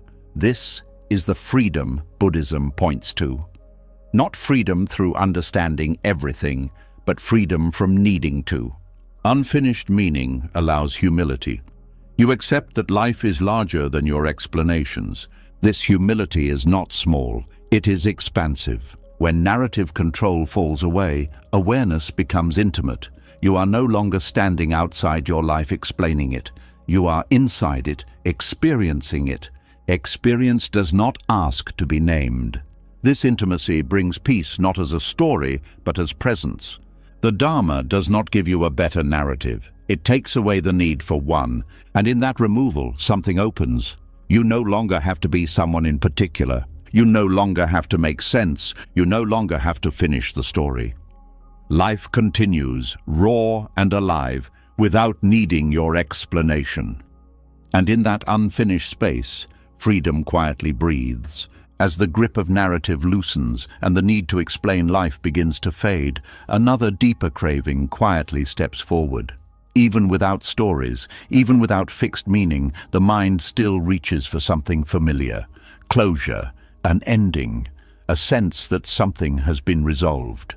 When that resolution does not come, discomfort arises, restlessness returns, and it becomes clear that beneath storytelling lives an even more basic habit, the need for answers. There is a deep emotional pull toward resolution. Unanswered questions feel heavy. Unfinished experiences feel unstable. The mind wants to tie things together, to complete the picture, to reach a point where nothing remains open. This desire feels natural, even necessary, but Buddhism looks directly at this impulse and asks something radical. What if the need for closure is not wisdom but fear? Unresolved experience exposes vulnerability. It removes the sense of control that comes from knowing. When there is no answer, no explanation, no emotional conclusion, the mind feels exposed. It does not know where to stand. This groundlessness is often mistaken for danger. So the mind searches. It searches for insight, for understanding, for emotional release. It wants a moment where everything finally clicks into place. And when that moment does not arrive, frustration grows. Buddhism does not promise resolution. It trains something far more subtle, the capacity to remain present without it. This training is not about forcing yourself to tolerate discomfort. It is about seeing how the demand for resolution creates suffering. The pain is not in the unanswered question. It is in the refusal to let the question remain. Closure is comforting because it gives the illusion of stability. It says, this is finished, this is settled, I can move on. But life does not move in clean endings. Experiences overlap. Emotions return, understanding deepens and then dissolves again. The insistence on closure puts you in constant conflict with how life actually works. Buddhism invites a different strength, the courage to stay with what is incomplete, to allow questions to remain open, to let emotions move without demanding they conclude in clarity or peace. This courage is quiet. It does not feel heroic. It feels like staying when everything wants to leave. The mind often believes that unresolved emotions are unhealthy, that you must process everything fully to be free. But processing becomes another form of control when it demands a specific outcome. You sit with an emotion not to finish it, but to allow it. And allowing does not guarantee resolution. It guarantees honesty. Sometimes emotions resolve. Sometimes they soften. Sometimes they simply change shape. Sometimes they return. Buddhism does not judge any of these outcomes. The suffering comes when you decide that an experience should have ended by now. This decision creates pressure. I should be over this. I should understand this by now. I should feel different. These thoughts add a layer of self-judgment that intensifies discomfort. Being unresolved feels like failure in a culture that values answers. But Buddhism reframes this completely. Being unresolved is not failure, it is openness. Openness allows learning to continue. Closure stops inquiry. It freezes understanding. When you accept unresolvedness, curiosity replaces anxiety. You stop demanding certainty and start observing change. This observation does not provide neat conclusions. It provides intimacy with experience. Living without closure requires trust. Trust that you do not need final answers to function. Trust that life can continue without being fully understood. This trust stabilizes the mind in a deeper way than answers ever could. Answers are fragile. New information can undo them. New experiences can contradict them. When identity is built on answers, instability follows. Unresolvedness, paradoxically, is more stable. It does not collapse when something new appears. It has room.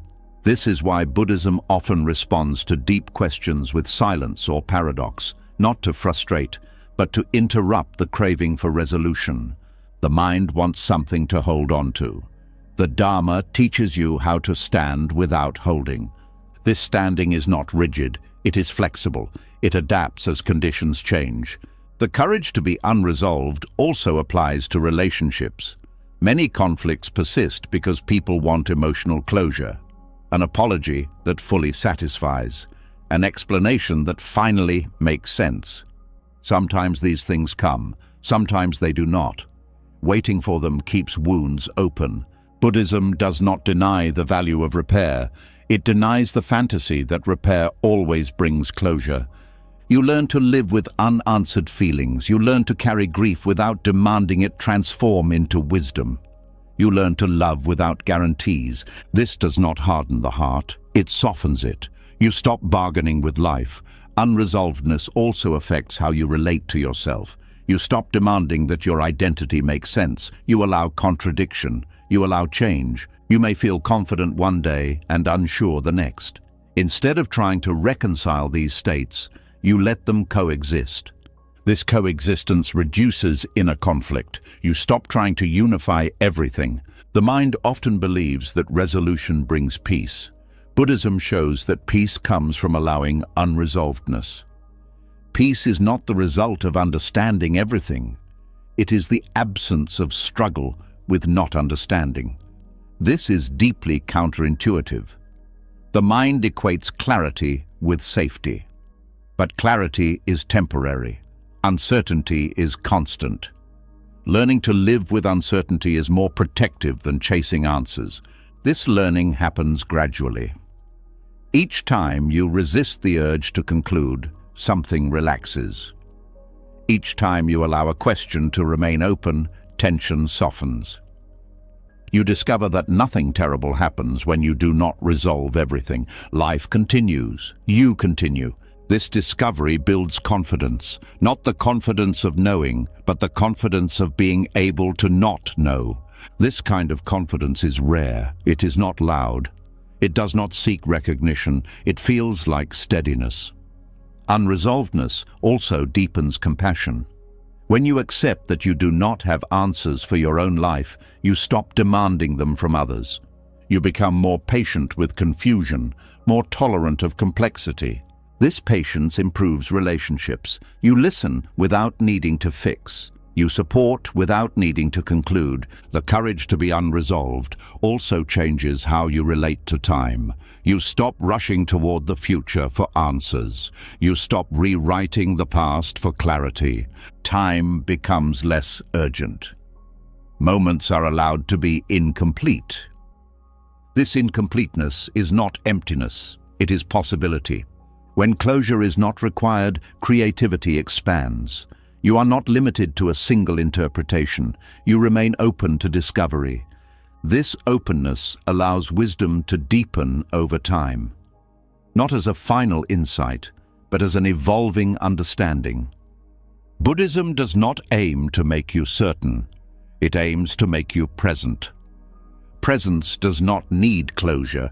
Presence meets what is here without demanding it resolve. This is especially important in meditation and contemplation. Many people seek meditation to find answers or emotional release. When these do not come, they feel discouraged. The Dharma invites a different orientation. Sit not to resolve, but to stay. Stay with breath. Stay with sensation. Stay with uncertainty.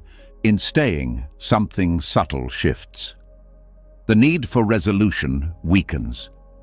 You begin to feel at home in not knowing. This does not make life vague, it makes it alive. Certainty deadens experience. Unresolvedness keeps it dynamic. The courage to be unresolved also reduces fear of death and loss. Death is the ultimate unresolved experience. There is no final answer that removes its mystery. When you learn to live without closure in small ways, you build capacity to face larger unknowns. This capacity is not dramatic, it feels like acceptance without resignation. You stop asking life to explain itself to you. You stop asking yourself to be finished. You allow things to remain in motion. This allowance brings rest. The mind no longer needs to tie everything up before resting. Sleep becomes easier when you do not need to settle every question.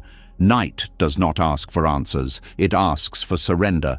The courage to be unresolved is not something you achieve. It develops naturally as resistance softens. You notice that openness is not dangerous, that not knowing is survivable. This realization changes your relationship with thought. Thoughts arise. They do not need to conclude.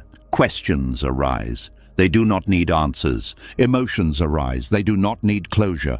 Life continues. Buddhism does not offer certainty. It offers freedom from needing it. And that freedom is quiet, steady, and deeply human. You stop trying to complete yourself. You stop demanding that life resolve. You live with open hands, and in those open hands, experience rests without pressure, unresolved, unfinished, and free. As the courage to remain unresolved grows and the mind learns to stay without answers, something even more intimate begins to loosen. Beneath the need for closure, beneath the need for meaning, there is often a quiet assumption that has gone unquestioned for most of life. The assumption that what happens inside you belongs to you, that thoughts are yours, that emotions are yours, that sensations are owned.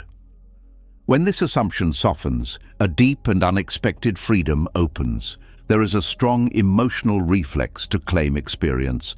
A thought appears and the mind says, "my thought." A feeling arises and the body tightens around it as "my emotion." A sensation moves through the body and it becomes "my pain" or "my pleasure." This claiming happens so quickly that it feels natural, almost invisible. But Buddhism asks a question that gently disrupts this reflex. Where is the owner? This question is not philosophical, it is experiential. When you look closely at experience, sensations arise, thoughts appear, emotions move, but ownership is not found in the experience itself.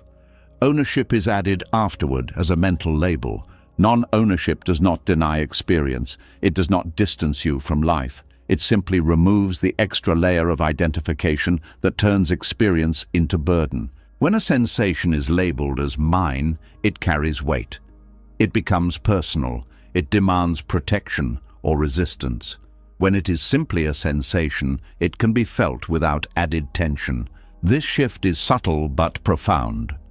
Pain without ownership is still pain, but it is not a problem to be defended against. Pleasure without ownership is still pleasure, but it is not something to cling to. Thoughts are especially revealing in this regard. Thoughts appear spontaneously. You do not choose the next thought, it arises. When you notice this directly, the idea of ownership begins to weaken. If you do not choose thoughts, how can they belong to you in the way you assume? They appear, linger briefly, and dissolve. Claiming them adds responsibility and conflict. This is why people often feel exhausted by their own minds. They believe they must manage, control, or justify thoughts as if they were personal possessions. Non-ownership allows thoughts to pass without supervision. You do not need to agree with them. You do not need to correct them. You do not need to suppress them. They are not yours to manage. Emotions function the same way. An emotion arises due to conditions, body state, memory, environment, history. None of these are chosen in the moment. The emotion appears. Ownership makes it heavy. When you say "my anxiety," the emotion becomes part of identity. It must be fixed. It must be explained. It must be resolved. When anxiety is simply anxiety, it can be felt without becoming who you are. This does not mean detachment or coldness. It means intimacy without identification. Non-ownership does not push experience away. It allows full contact without contraction. There is a fear that if you stop owning experience, you will become disconnected or irresponsible. Buddhism shows the opposite. When you stop owning, you become more responsive, less defensive, more present. Ownership creates a boundary. This is mine. That boundary invites protection. Protection creates tension. Non-ownership dissolves the boundary. Experience moves through without needing defense. This has a direct effect on the nervous system. When experience is not claimed, the body does not brace as much. Breath deepens, muscles soften, there is less internal resistance. Suffering often intensifies when experience is personalized. Why is this happening to me?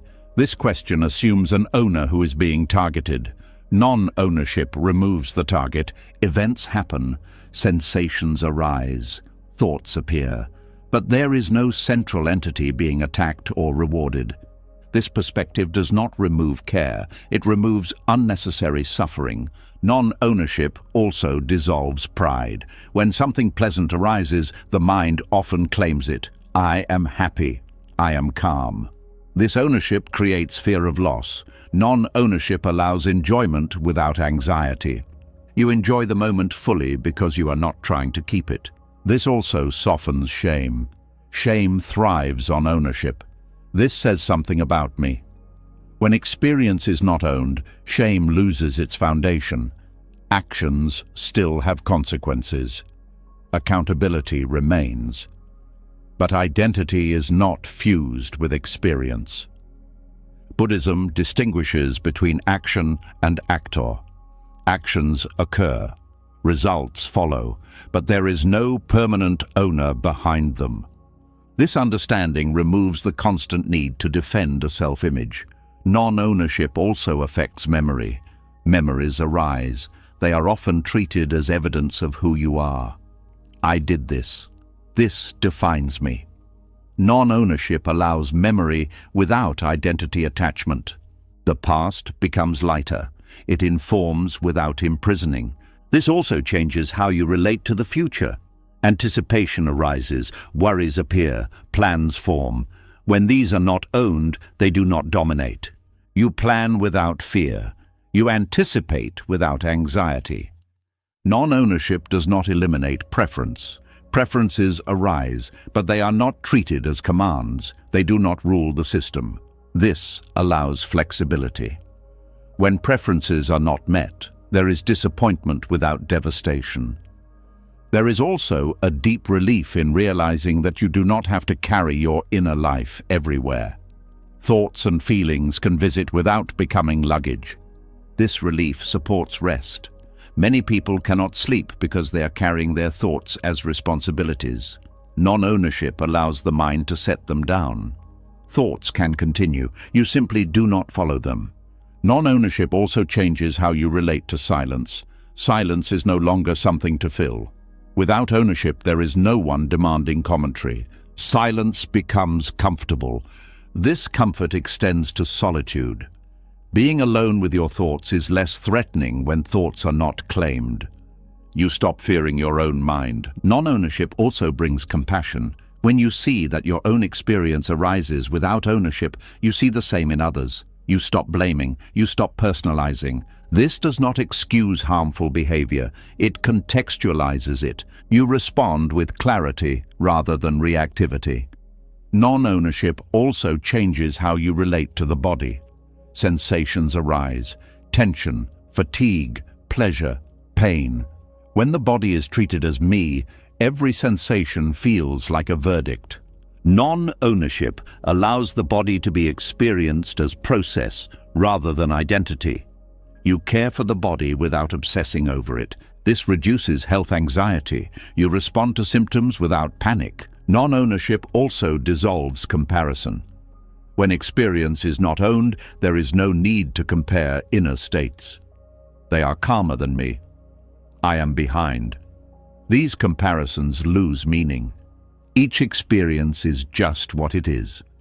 This perspective also affects spiritual practice. Many people try to own insights. I had an awakening. I am aware. This ownership turns insight into identity. Non-ownership allows insight to arise and pass without being claimed. Practice stays alive. There is also humility here.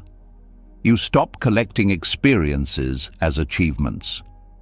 You stop measuring progress through inner states. This keeps practice grounded. Non-ownership does not mean indifference. It means intimacy without possession. You feel deeply, you care deeply, but you do not grip. This griplessness allows emotions to move freely. Fear arises and passes. Joy arises and passes. Nothing needs to be held. This flow aligns with impermanence. Ownership fights impermanence. Non-ownership moves with it. The mind often fears that without ownership, there will be chaos. But chaos comes from conflict, not freedom. Non-ownership reduces conflict because there is no central self to defend. There is also a quiet dignity in this teaching. You do not need to be more than human. You do not need to perfect yourself. You allow experience without claiming it. This allowance creates spaciousness. Spaciousness allows wisdom to function. Wisdom does not need ownership. It responds naturally. Non-ownership also affects how you relate to suffering. When suffering is not owned, it does not define you. You can be with pain without becoming pain. This is deeply liberating. You stop asking, "What does this say about me?" You start asking, "What is happening now?" This shift moves attention from identity to presence. Presence is light. Non-ownership also changes how you speak. You stop saying, "I am anxious," and start noticing anxiety is present. This subtle shift reduces identification. Language matters because it reflects relationship. This does not mean denying emotion. It means not becoming it. Non-ownership also supports forgiveness. When experiences are not owned, resentment softens. You stop carrying events as personal injuries. You allow healing to occur. This does not mean forgetting. It means not binding identity to injury. Non-ownership also dissolves the fear of being overwhelmed. Overwhelm happens when experience is treated as too much for me. Without a central owner, experience is simply happening. The system relaxes. This relaxation allows deeper engagement, not withdrawal.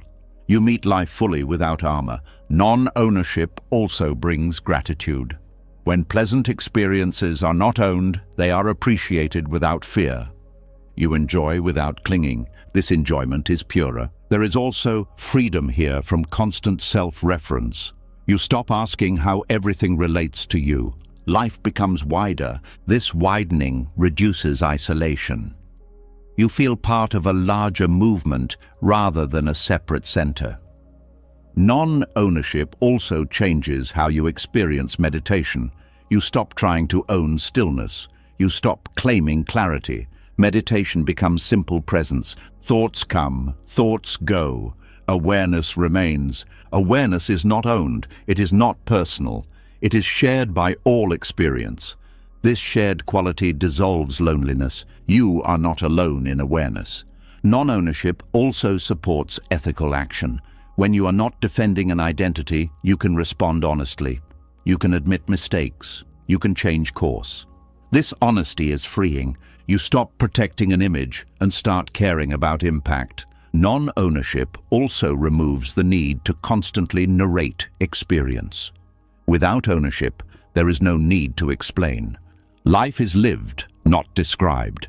This simplicity is restful. As this understanding deepens, something quiet but powerful happens. The inner burden lightens. The mind relaxes its grip. The heart opens. Experience continues. Sensations arise. Thoughts appear. Emotions move, but they no longer belong to anyone. They come, they go, and in this coming and going there is a deep ease. Not because life became predictable, not because pain disappeared, but because the idea of ownership dissolved. What remains is presence without burden, experience without weight, life moving freely without being carried. And in that freedom, the deepest rest becomes possible. You've just walked through ideas that quietly loosen the grip of control. You saw how effort hides inside identity, how certainty masks fear, how control grows from distrust of change, and how peace cannot be chased without running away from it. You explored what happens when you stop owning thoughts, stop forcing emotions, stop demanding answers, and stop asking life to make sense before you allow yourself to rest. None of this asked you to become better. It only invited you to stop holding so tightly. As you fall asleep now, there is nothing left to solve, nothing left to manage. Life is already moving, breath is already happening. Thoughts can come and go without needing permission. You don't need to let go. You don't need to surrender correctly. Control releases itself the moment it's no longer needed. If something in this journey touched you, even quietly, leave a comment with the words, "I choose ease," so others know they're not alone in this unlearning. And if you want more teachings like this to help your mind slow down and your nights feel lighter, subscribe to the channel and stay close. Rest now. You don't have to carry anything into sleep.